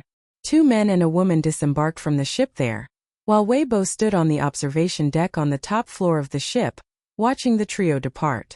As the ship approached the luminous Vermilion Empire, Wei Bo was essentially entering someone else's territory, and his connection to Cloud Drape Mountain had lessened significantly as a result. Once he arrived on the new central mountain of the Great Li Empire, the debilitating effects would only become more pronounced. These were simply intangible rules of heaven and earth that all mountain and water deities had to abide by. A mountain god's powers would be handicapped upon entering a body of water, and the same applied to water deities making forays into the mountains. Similarly, a mountain god leaving his own territory to visit another mountain god would have to accept the same hindrances. However, this was not a major concern for Wei Bo, who was the first ever mountain god in the history of the Eastern Treasured Vile continent to have reached the upper 5 tiers. That central mountain god was equivalent to an unpolished jade tier cultivator, but he was still not truly a deity of the upper 5 tiers. On this occasion, Wei Bo was very justified in his departure from the northern mountain, both for official and personal reasons, so even if the Great Li Empire wasn't necessarily pleased to see this, they were at least willing to turn a blind eye. Officially, it was Su Ruo who had introduced Wei Bo to the Great Li Empire, and back then Wei Bo had left Go Table Mountain together with Su Ruo to go to Cloud Drape Mountain. The trio that had just disembarked from the ship consisted of the hunchbacked and empty-handed Zhu Lian, the tall and handsome Lu Baixiang with halting snow hanging from his waist, and Lu Chongrun. At the ferry station, Lu Chongrun was looking a little uneasy as she said to Zhu Lian, "It won't be a difficult task to find the water palace and the dragon boat. The former is something that was fully refined by an ancient immortal, and I'm confident that I can collect it using a secret technique. Using that secret technique, I can reduce the water palace to the size of a mere horse-drawn carriage, and will be able to transport it onto the ship. However, the dragon boat has only ever gone through a process of basic refinement, so if we wish to take it back to the Dragon Spring Prefecture, then we'll have to spend some money and have the dragon boat pose as an immortal ship." "Not to worry," Zhu Lian reassured with a smile. "The Great Li Empire's military will be sending people to escort and protect us on our journey, and I assure you will be able to return to Downtrodden Mountain on board the dragon boat without a hitch." "You're not joking around with me, are you, Mr. Zhu?" Lu Chongrun asked with a wry smile. "You are the leader of a sect and a lofty golden core tier earth immortal, while I'm just an unsightly old man. I wouldn't dare to try and make jokes at your expense, Island Master Lu," Zhu Lian replied with a serious expression. Lu Chongrun felt like she had no choice but to trust Zhu Lian. The water palace and the dragon boat had always been two things that had weighed significantly on her mind. She had to exercise extreme prudence in who she chose to give those things to, and if she gave them to the wrong person, then that could spell disaster for Bejeweled Hairpin Island, one that could even lay waste to the island's ancestral hall. Prior to making a deal with Downtrodden Mountain, Lu Chongrun had weighed up her options and chosen to reveal the existence of the Water Palace to the True Realm sect. In doing so, she had hoped that Bejeweled Hairpin Island would be able to continue existing as a standalone island and avoid being reduced to a subsidiary island of the True Realm sect. Essentially, she was providing compensation to the True Realm sect as a form of appeasement in exchange for autonomy. As expected of a lower sect to the vastly renowned Jade Tablet sect, the True Realm sect hadn't turned on Lu Chongrun when others in their position would have likely silenced her before claiming the treasures for themselves. Not only was Bejeweled Hairpin Island able to preserve its ancestral hall, but it had also earned itself a peace and safety tablet from the Great Li Empire's Ministry of Justice. This was why Lu Chongrun hadn't personally visited Downtrodden Mountain the first time. She had only chosen to send a few direct disciples of hers who were familiar with Chan Pingan. However, the subsequent events that transpired had completely subverted Lu Chongrun's expectations. The True Realm sect had given up on claiming the Water Palace for some reason, yet the peace and safety tablet that was given to the Bejeweled Hairpin Island wasn't retracted. Feeling very uneasy, Lu Chongrun had paid a visit to Palace Willow Island, and of course she wasn't granted an audience with the mysterious sect leader Jiang. Instead, she met with the chief guest elder of the True Realm sect, Lu Laocheng, who told her that there was nothing to worry about and that she could keep the peace and safety tablet without any fear of repercussions. This didn't do much to assuage Lu Chongrun's concerns at all, but there was nothing that she could do. It wasn't like she could force the True Realm sect to accept the Water Palace. That was what had finally convinced Lu Chongrun to move to the Dragon Spring Prefecture. For this purpose, she personally paid a visit to Downtrodden Mountain and chose Ao Back Ridge. She had made no secret of the fact that the True Realm sect was aware of the existence of the Water Palace and the Dragon Boat.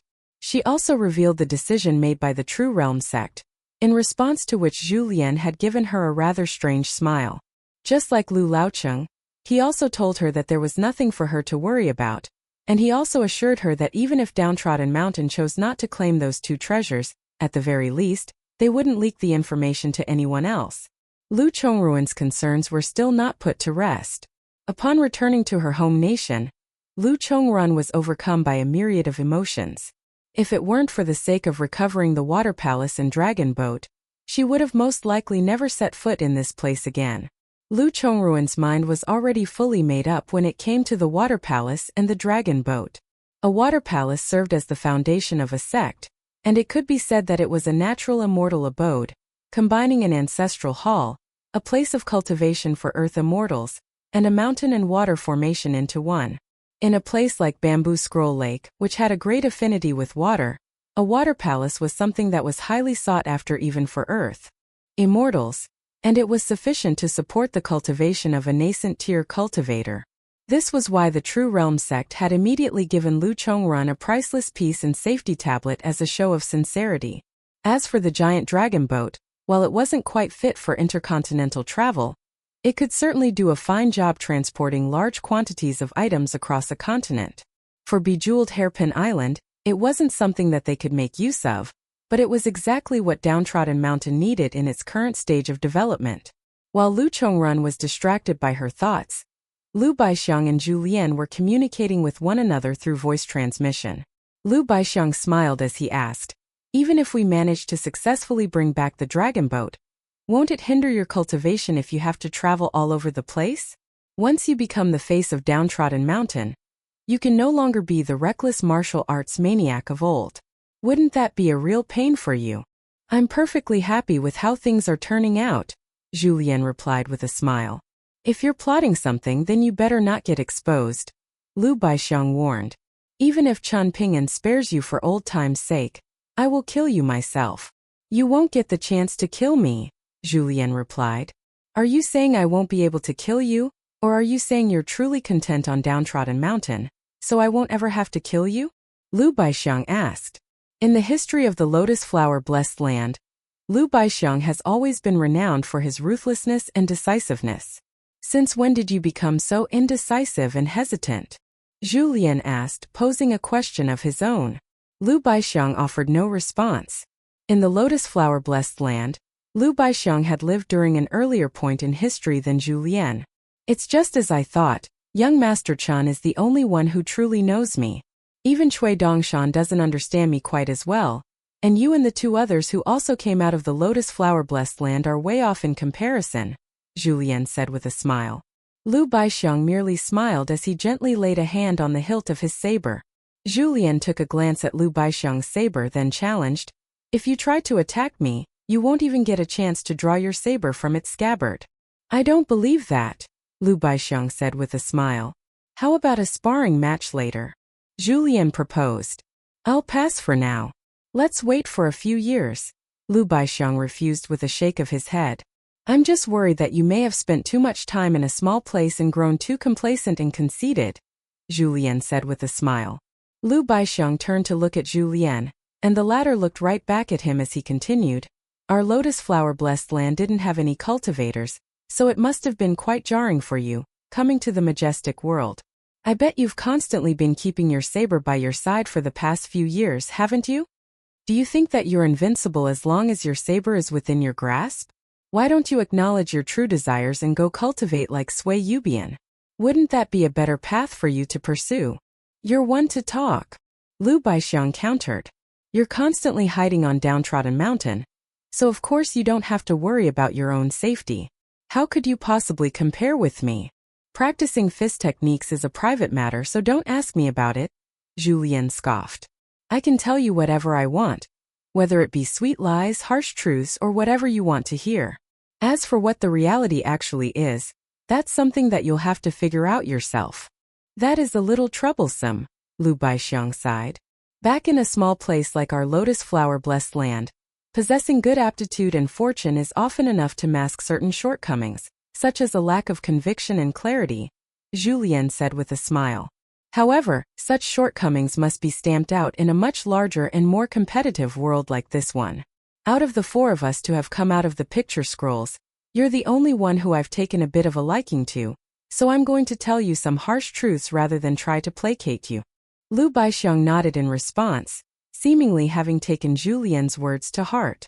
Lu Chongrun didn't know what the two of them were communicating about, but even as a golden core tier earth immortal, a shiver ran down her spine at the brief instant of killing intent displayed by Lu Baixiang just now. Lu Baixiang was only a rather insignificant figure on Downtrodden Mountain, and the fact that even he posed a potent threat to Lu Chongrun was a rather disheartening revelation for her. She couldn't help but wonder when her bejeweled hairpin island would truly be able to stake a foothold in the world, and not have to constantly appease others. She had departed from Bamboo Scroll Lake with all of her direct disciples, leaving only an empty ancestral hall behind. She had already committed to starting anew on Aoback Ridge, but even now, she still wasn't sure if it was actually a wise decision. At the moment, all she knew was that both Zhu Lian and Lu Baixiang were top-tier martial artists. The two of them would have been treated as esteemed guests by the rulers of any of the empires in the history of the Eastern Treasured Vile Continent, and of course a part of the reason for this was that they were both very formidable martial artists. However, the most important underlying reason was that martial artists of the three mind-tempering tiers had a substantial impact on the martial fortune of a nation. Compared with the mountain and water deities who consolidated the land, martial artists of this caliber weren't inferior in the slightest in terms of importance. In fact, it could be argued that they were even more valuable. Lu Chongrun didn't know what Zhu Lian and Lu Baixiang's exact cultivation bases were. Nor could she tell which one of the two was the superior martial artist. After all, she hadn't had an opportunity to see them in a serious battle thus far. For Zhu Lian, her impression of him was that he was a very capable steward who served Downtrodden Mountain well. He was always friendly and amicable, and he was extremely shrewd and attentive when it came to doing business and tending to guests. Outside of that, Lu Chongrun didn't know much about him at all, and she felt like the more she interacted with him, the more of a mystery he became. In contrast, it was very clear that Lu Baixiang was not to be messed with, and the constant aura of sharpness and hostility around him would have even a blind man ducking for cover. Lu Chongrun had come to discover that Downtrodden Mountain seemed to have been harboring many secrets, and the more of these secrets she uncovered, the more secrets she felt like there were to be uncovered. Northern Mountain God Wei Bo was a regular visitor on Downtrodden Mountain, yet the hunchbacked and rather sleazy-looking man never displayed any respect or veneration toward the unpolished jade-tier mountain god. The female shopkeeper of the pastry shop on Dragon Riding Alley was also very strange. She had the aura of a Een entity, yet she possessed a substantial body, and Lu Chongrun was completely unable to glean her cultivation base. Then there were the three demons Chan Rushu, Chan Lingjun and Zhou Mili. Among them, Chen Lingjun seemed to have been close to the Dragon Gate tier bottleneck, and as a flood dragon, if he were to reach the Golden Core tier, then he would surely completely outmatch the average Golden Core tier Earth Immortal. In fact, it would be no exaggeration to say that he could count for half a nascent tier Cultivator. However, from the looks of it, he seemed to be the most oppressed and disliked person on Downtrodden Mountain, but he didn't appear to think that this treatment was unfair. If something like this were happening in Bamboo Scroll Lake, he would have surely rebelled long ago. Occasionally, Lu Chongrun found herself wondering what Chan Pingan's intentions were. Could it be that he intended to elevate the previously unknown Downtrodden Mountain into an almighty sect that rivaled the likes of Ruanqiong's Dragon Spring Sword sect? Wasn't that excessively ambitious? And optimistic? After all, Downtrodden Mountain had more martial artists than cultivators, and among the cultivators, there didn't appear to be any formidable Earth Immortals with hopes of reaching the upper 5 tiers. In contrast, even though the Dragon Spring Sword sect didn't have many members, the incredible quality certainly made up for the lackluster quantity. Setting aside Sage Ruanqiong himself, Donggu was already at the Golden Core tier, and as for Ruanxiu, Lu Chongrun had personally witnessed Ruanxiu's display of power from afar that night in Bamboo Scroll Lake.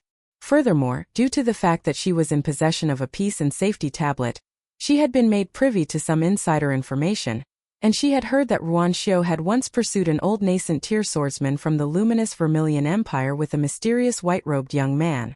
The stories of her feats were utterly astonishing to Lu Chongrun. Furthermore, it had always been said that two golden core tier cultivators couldn't share the same mountain. This had always been an unspoken rule in the cultivation world. The Dragon Spring Prefecture was a decently large place, and it was very abundant with spiritual energy, but even so, that wouldn't be enough to support two sects of the same caliber as the Dragon Spring Sword sect. Julien had never been to an immortal ferry station before, but somehow, he seemed very familiar with the layout, and he led Lu Chongrun and Lu Baixiang straight out of the Miasma ferry station. From there, Lu Chongrun caught sight of a small group of elite horseback warriors, consisting of fewer than 30 people. However, Lu Chongrun immediately knew not to take them lightly. The group of horseback warriors was led by 3 people.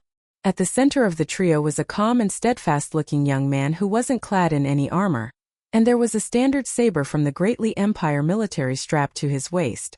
Beside him was a handsome, black-robed young man with 2 swords hanging from his waist, one long and one short, and he was yawning lazily as he reclined on the back of his horse. The trio was rounded out by a stocky-looking man, and aside from the young man in the middle, Lu Chongrun could sense that the other 2 men both posed a potent threat to her. As for the horseback warriors, Lu Chongrun could immediately tell that they were extremely capable and well-trained. As the eldest princess of a fallen nation, Lu Chongrun had spent many of her younger years serving as essentially the stand-in ruler of her nation, and during that time she had become very proficient at assessing the quality of troops, among many other skills that she had picked up during her tenure.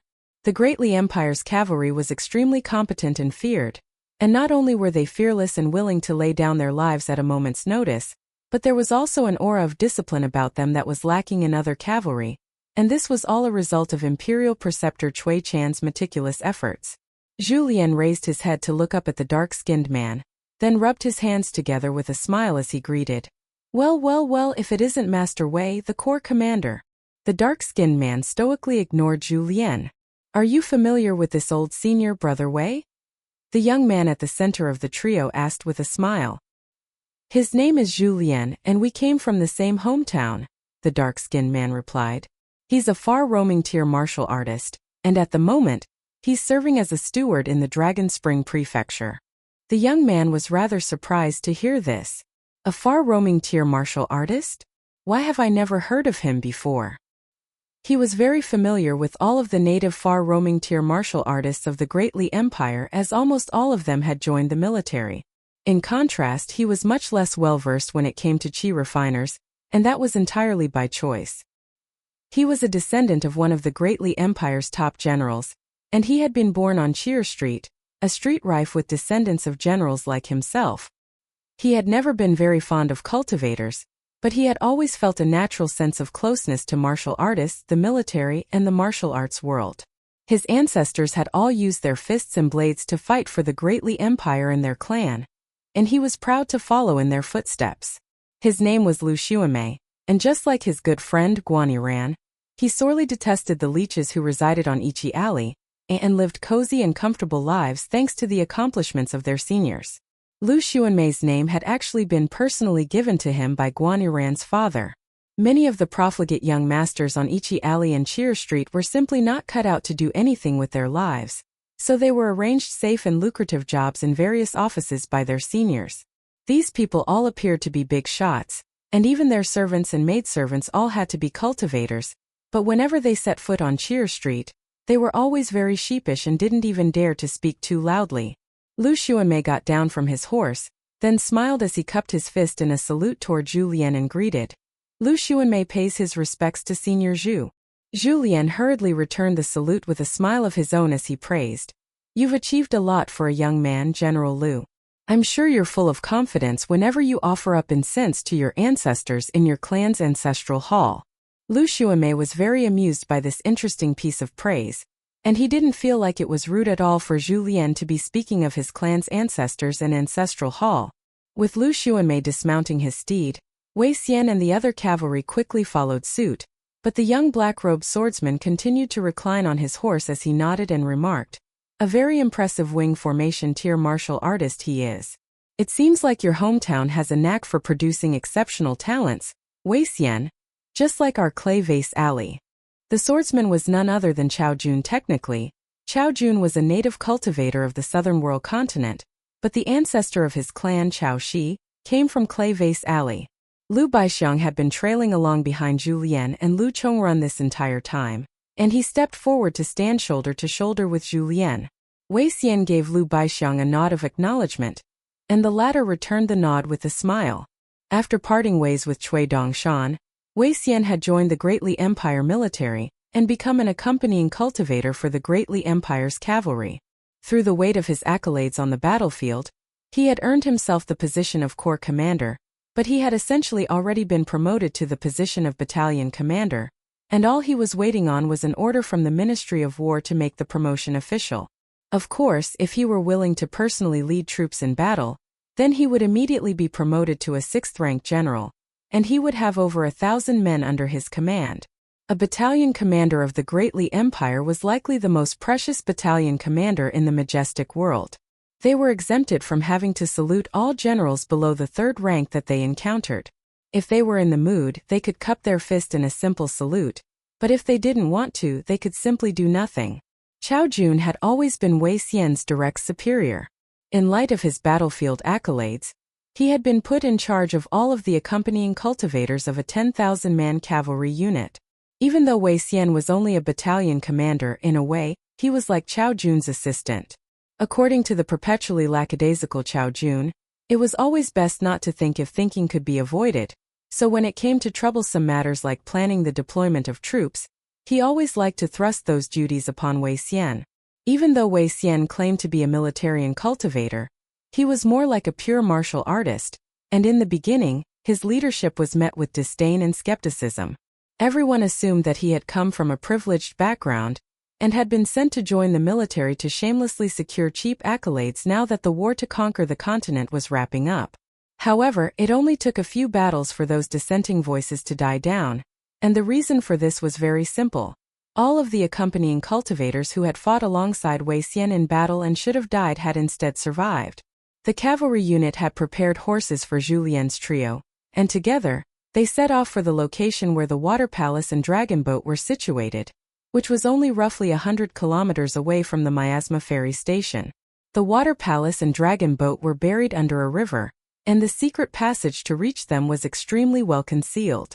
Only Lu Chongrun was privy to the secret techniques required to unravel all of the many mountain and water restrictions in place. Otherwise, even if one could find the treasure chamber, they wouldn't be able to enter the secret area unless they completely destroyed the water fortune and mountain foundations in the area. However, if they did that, then certain mechanisms would be triggered, and the water palace and dragon boat would be destroyed. Lu Chongrun was astonished to discover that Lu Xuanmei was a 4th-rank general of the Great Li Empire at less than 30 years of age. Part of her surprise came from how rapidly Lu Xuanmei had managed to progress up the ranks. For all military officials of the Great Li Empire, promotions could only be earned on the back of battlefield accolades. That was an ironclad rule, and perhaps those who came from privileged backgrounds would have a slightly higher starting point than others, but from there, they wouldn't receive any preferential treatment as far as further promotions were concerned. Additionally, she was also stunned by the depth and breadth of downtrodden mountains' connections in the officialdom. Lu Xuanmei's presence here had to have been approved by numerous powerful generals in very lofty positions. Even if they weren't generals on the same level as the likes of Chao Ping and Su Gaoshan, they had to have been just below those two in status. Not only was Lu Chongrun perplexed by all of this, but even Lu Xuanmei himself was also feeling rather confused. He had been instructed to come here by a trusted subordinate of General Chao Ping, and among this cavalry unit were 2 high-ranking spies from the Green Ripple Pavilion playing the role of overseers. From the looks of it, they weren't present to ensure that Zhu Lian's trio followed the rules. Instead, they seemed to have been keeping a close eye on Lu Xuanmei instead.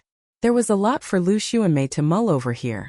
Could it be that the newly appointed military governor, Chao Ping, was colluding with a certain high-ranking individual in the Green Ripple Pavilion to engage in corrupt practices for their mutual benefit? Was that why Chao Ping had chosen to hide behind the scenes and get his subordinate to take care of this matter? But if he were doing something so brazen, wouldn't he have a subordinate who was more loyal to him take Lu Xuanmei's place? If this arrangement went against the military laws of the Great Li Empire, then Lu Xuanmei would be sure to report Chao Ping to the imperial court, even at the risk of his own life. The Lu clan of Cheer Street was not a clan that Chao Ping could easily silence. Could it be that Chao Ping planned to hang his subordinate out to dry and use him as a scapegoat if the imperial court ever got on his case? That didn't seem like something Chao Ping would do. However, it was even more far-fetched to consider the possibility that there was someone so powerful pulling the strings behind the scenes that even Chao Ping was forced to do their bidding. Who would that person have to be? Was the imperial preceptor the one behind all of this? Was it really necessary to be this secretive about a treasure when they had a guide to take them there?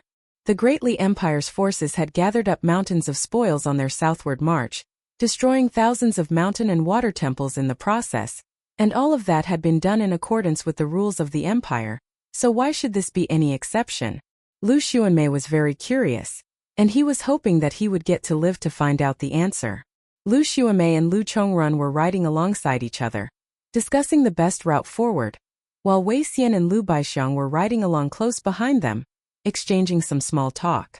On the surface, Lu Baixiang was the most easygoing of the four picture scroll martial artists, seemingly able to strike up a conversation with anyone, while the other three barely spoke to each other at all.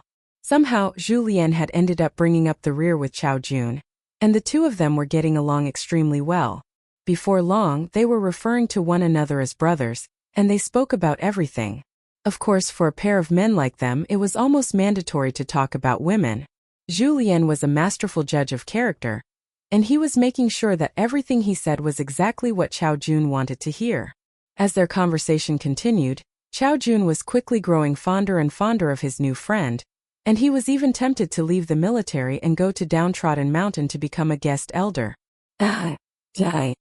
After leaving the refreshing sect with his scholarly attendant, Cui Ci, Li Shixing returned to a provincial city in the Sweet Wormwood Nation, which was a small and secluded nation on the northern complete reed continent, but it wasn't a subsidiary of a larger nation. Inside the provincial city, Li Shixing bought a small house on a street called Cave Immortals Street, and there just so happened to be a household with the Chan surname living across from him. It was a wealthy household, but not exceptionally so.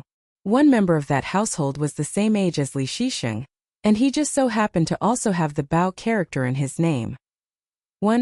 His name was Chan Baozhou, and he was a hobbyist scholar with no official scholarly titles. He was very well versed in musical instruments, Go, calligraphy and art, and Li Shixing often went out on journeys with him, but never to any faraway places. In the past, Li Shixing had journeyed all the way north from the eastern treasured Vile continent to the northern complete reed continent before choosing to settle here, and he was able to secure an official role for himself in the provincial education office through some connections. Prior to traveling to the refreshing sect, Li Shixing would go to the provincial education office every day for work. The provincial education commissioner was very fond of Li Shixing for the latter's impressive base of knowledge. Of course, for someone like the provincial education commissioner, who was renowned for being an upright and incorruptible official, there were naturally some special exchanges of knowledge behind his decision to assign Li Shixing a role in his office. On one occasion, the two of them had been sharing some drinks with each other, and Li Shixing had surreptitiously left behind some knowledge, which the provincial education commissioner had secretly accepted. The very next day, Li Shixing became an official of the provincial education office. In the beginning, Cui Ci had found this utterly shocking and inexplicable. How could his morally upright and honorable teacher do something like this? How could he compromise his purity as a scholar like this? Li Shixing offered no explanation to Cui Ci.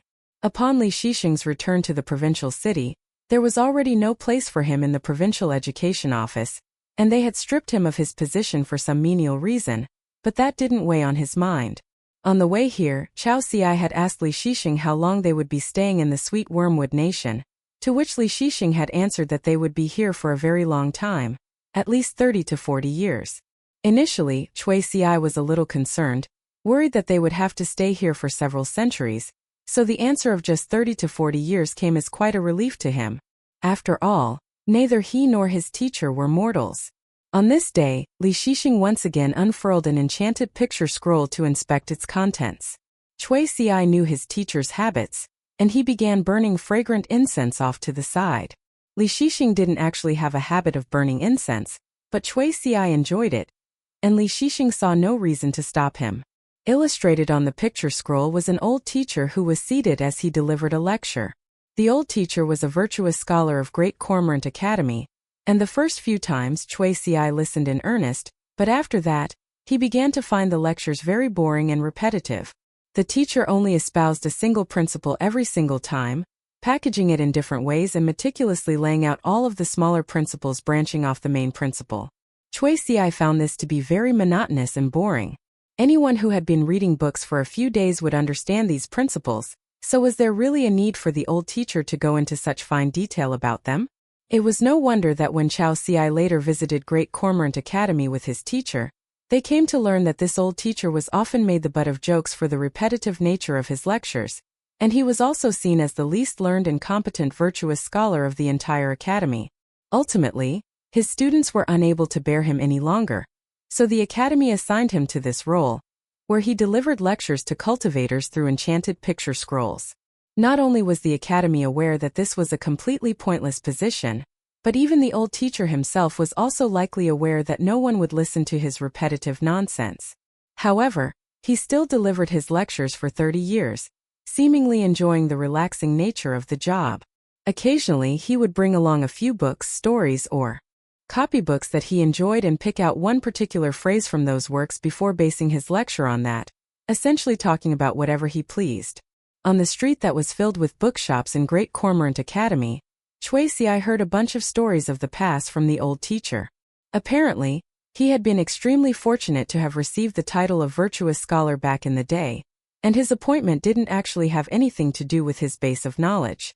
At the time, the old teacher had been quite young, and he was invited to many places to deliver lectures as a newly appointed virtuous scholar.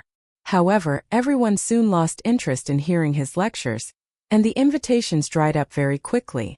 At the height of his renown, a piece of calligraphy or a set of couplets written by him could easily be sold for over 1,000 taels of silver. However, just like his dwindling popularity, his works gradually depreciated in price over time, and in the present, even if his works were given out for free, there weren't going to be many takers.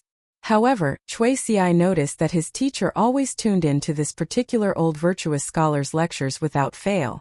Even if the old virtuous scholar's lectures were running concurrently with those of the 9 unofficial disciples of the refreshing sect leader Li Shixing would always choose to watch the former over the latter. On the picture scroll, the old teacher sat down in the same spot that he had occupied for 30 years, and he adopted a formal posture, then cleared his throat before picking up a book that he had prepared. It was a travel journal, and after informing all viewers of the book's name, the old teacher declared that the lecture for the day was going to focus on one particular phrase in the book, namely, the stove in the village had just been lit, while the flowers in the temple began to fall. After speaking in depth about that phrase in his usual pedantic fashion, a slightly awkward and embarrassed look appeared on his face as he raised the travel journal up high with both hands, as if he wanted all of the viewers to get a better view of its name. Chui Ci couldn't help but roll his eyes in exasperation. Is he so poor that he can't even afford to eat? How could he stoop to advertising for a bookshop like this? This is the first time he's ever done this. I presume that he's doing this at the request of a good friend, so it wasn't something he could turn down easily. I'm glad he's at least looking embarrassed because he definitely should be feeling that way, Chui Ci said with a sigh as he sprawled down onto the table. Having said that, it's a nice change of pace. For once, he's not going on and on about some vapid and pointless principle today. Otherwise, I would have surely already fallen asleep by now. Who says principles have to have a point in order to be good principles? Li Shixing asked as he continued to listen to the old virtuous scholar's lecture. Pardon. Chui Ci felt like he had to have misheard his teacher. Li Shixing's attention remained on the picture scroll as he smiled and said, "Let me pose you a little question, Chui Ci. Which one is heavier, a gram or a kilogram?" Chui Ci was perplexed. Was this meant to be a rhetorical question? Who initially decided what these two weight units would entail? What were the scales and weights that these weight units were first based on? These units had to have been invented tens of thousands of years ago, so did it not stand to reason that they had to have changed to some extent, even if only minutely, after all this time? If these changes had indeed taken place, then what impact would they have on the world? Chui Ci was beginning to develop a headache just thinking about it. There are some extremely pure principles in this world that seem to be very impractical and detached from reality, but you can't just say those principles are useless. There always have to be people to pass down such seemingly useless principles. By speaking to you about these things, am I helping you earn money or advance your cultivation base? Li Shixing asked. No, Cui Ci replied with a shake of his head. Li Shixing took a forlorn glance at the elderly scholar in the picture scroll, then turned his gaze to Cao Ci as he said, refining spiritual energy and harnessing it for oneself is the essence of cultivation. Our objective is to rise up in cultivation base until we eventually ascend to the heavens and attain immortality.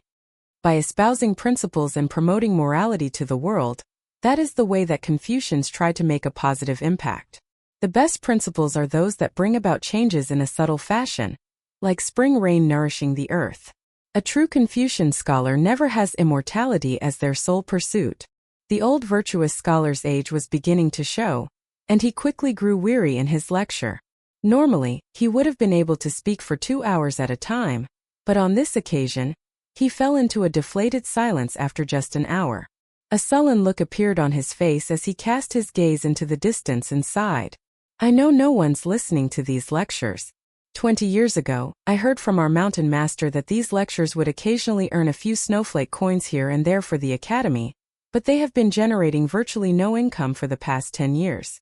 Whenever I hear that someone is willing to spend money on my pathetic lectures, I become so overjoyed that I immediately go out drinking with a friend. The old man forced a smile onto his face as he spoke, then picked up the travel journal as he continued.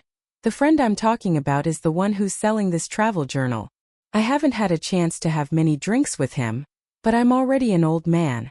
Over the past few years, I haven't been able to earn a single snowflake coin for the academy, and that's something that's always weighed on my conscience. All of a sudden, the old man set down the book with an angry expression as he yelled, I know you're watching, you old bastard. You're worried that I won't follow through on my promise of promoting your book, aren't you? You'd better save some wine and food for me. Just a little bit will do, as long as I have something to eat and drink once I leave the academy. The old man rose to his feet here, then extended a deep bow as he continued. This lecture is the final time that I will be making a fool of myself in the academy. I'm glad that no one listens to my nonsensical ramblings. It would be a waste of your money. Cultivation is not easy, and I'll be the first one to admit that my 30 years' worth of lectures have been close to completely useless. Just take a look at me. Do I look like a scholar, someone with actually useful knowledge to share? I'm not even convinced myself. The old man strode over to the enchanted picture scroll, intending to roll it back up. Even though he was a virtuous scholar, he wasn't a cultivator, so he wasn't able to roll up the picture scroll from afar with a sweep of his sleeve like many of his colleagues could. Right at this moment, Li Shixing tossed a grain rain coin into the picture scroll, then rose to his feet and extended a respectful bow as he said, Scholar Li Shixing has benefited immensely from your lectures. Please allow me to express my gratitude. The old man was stunned into silence for a long while, and tears began to well up in his eyes as he mumbled, I am not worthy of your gratitude. Feeling indebted to this generous benefactor, the old man lowered his voice and advised in a whisper, Don't buy that travel journal no matter what you do. It's far too expensive for what it's worth, and it's a complete waste of money. Cultivation is not cheap, and it can't hurt to be frugal. The old man was about to habitually begin rattling out a bunch of broad principles again, but he caught himself at the last second and sighed in a self-deprecating manner. What's the point? No one wants to hear it anyway.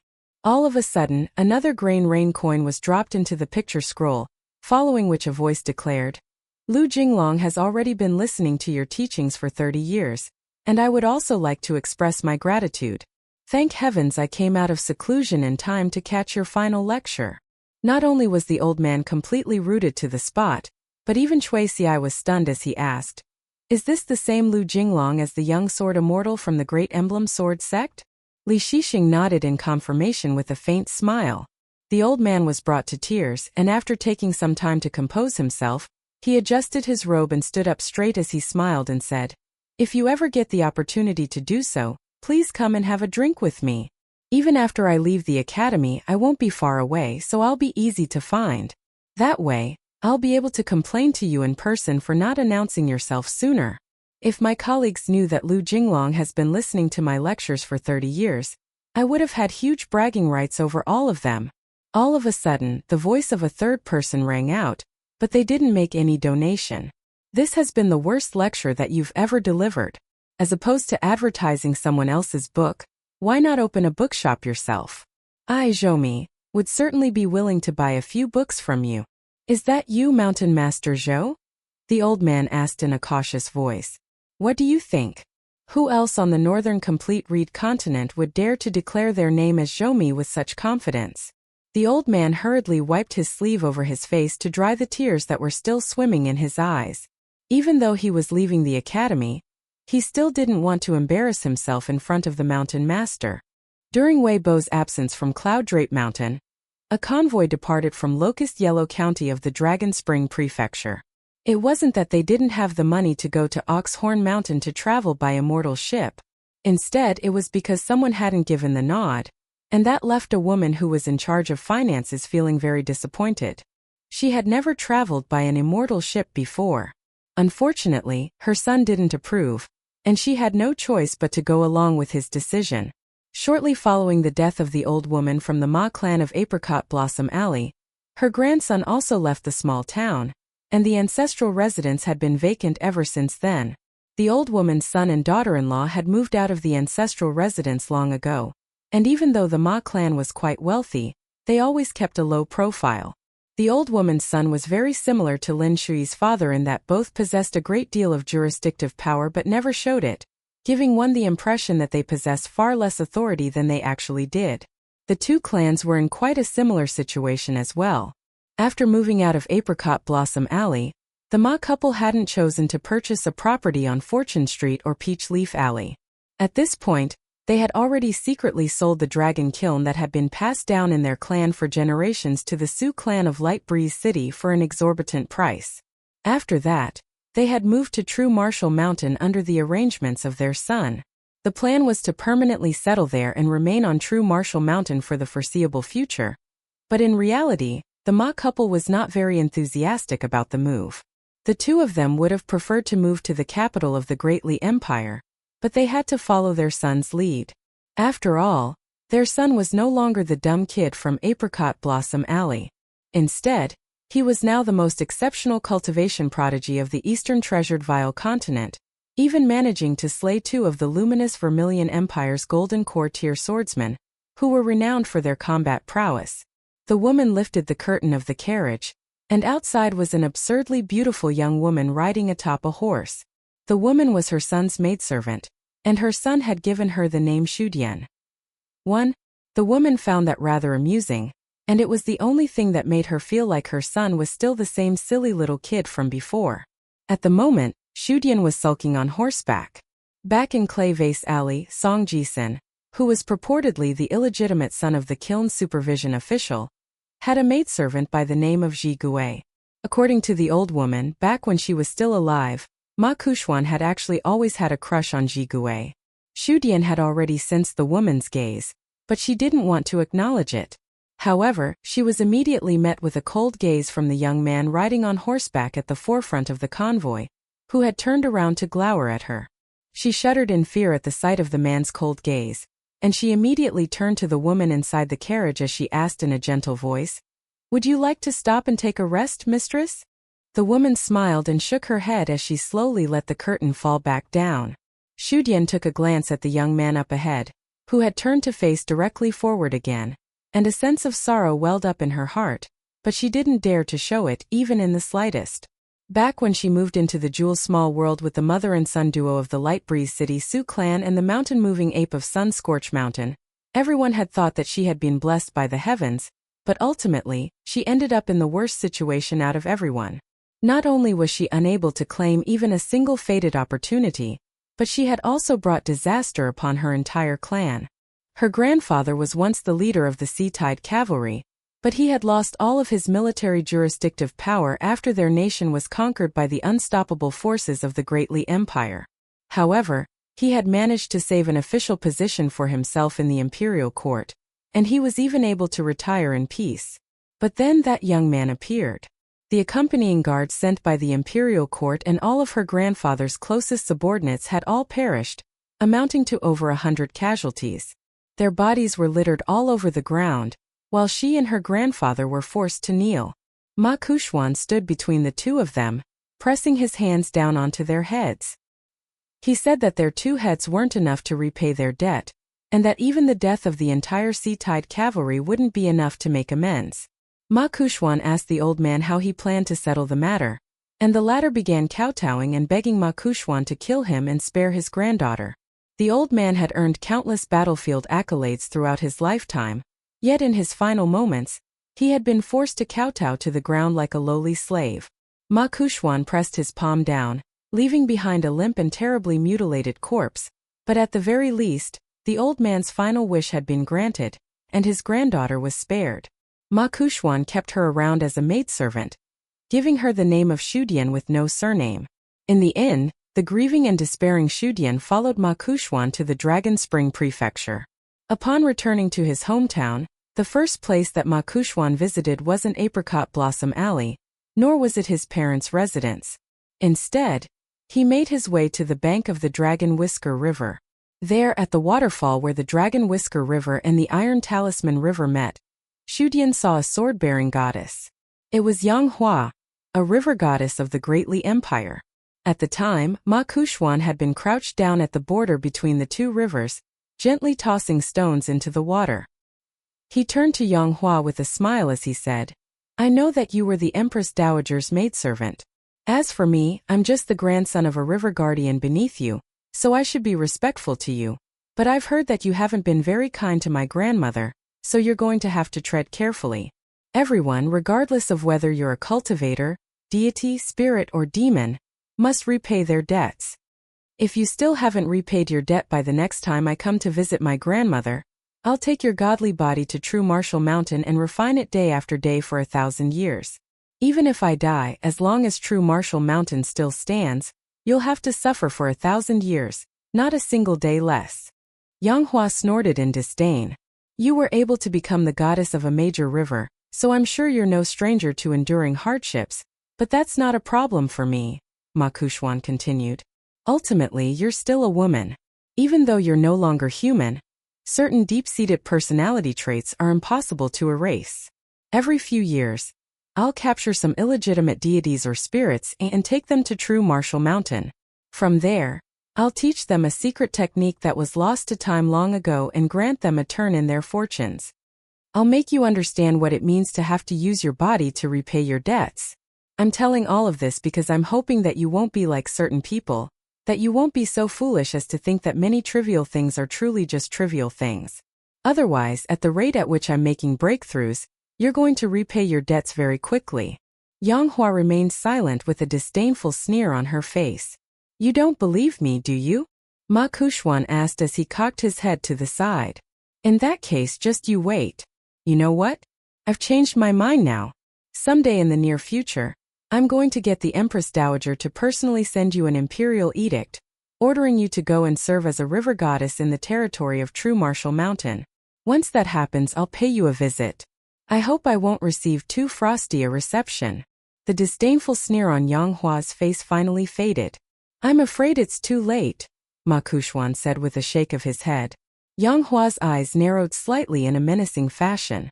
A Dao guardian of True Martial Mountain appeared behind Ma Kuxuan, then warned with a faint smile, "It's against the rules for you to kill on a whim, river goddess." Yang Hua sneered. "Is Ma Kuxuan already the master of your True Martial Mountain?" "Of course not," the militarian cultivator replied with a shake of his head. "However, when Ma Kuxuan says something, it seems to hold even more weight than the words of our mountain master. I don't like it, but there's nothing I can do about it." Yang Hua noticed the militarian cultivator sneaking a subtle look at her as he spoke. "Fine," she relented with a resigned sigh. "Ma Lanhua will get her own river goddess temple very soon." Dragon Whisker River Guardian Ma Lanhua had been promoted to river goddess, but she had been unable to erect a temple for herself this entire time. As a river goddess, it was only right that she had a temple of her own, so as long as Yang Hua gave Ma Lanhua her blessings as the Iron Talisman River Goddess, The local authorities and the Ministry of Rights of the Great Li Empire would surely approve.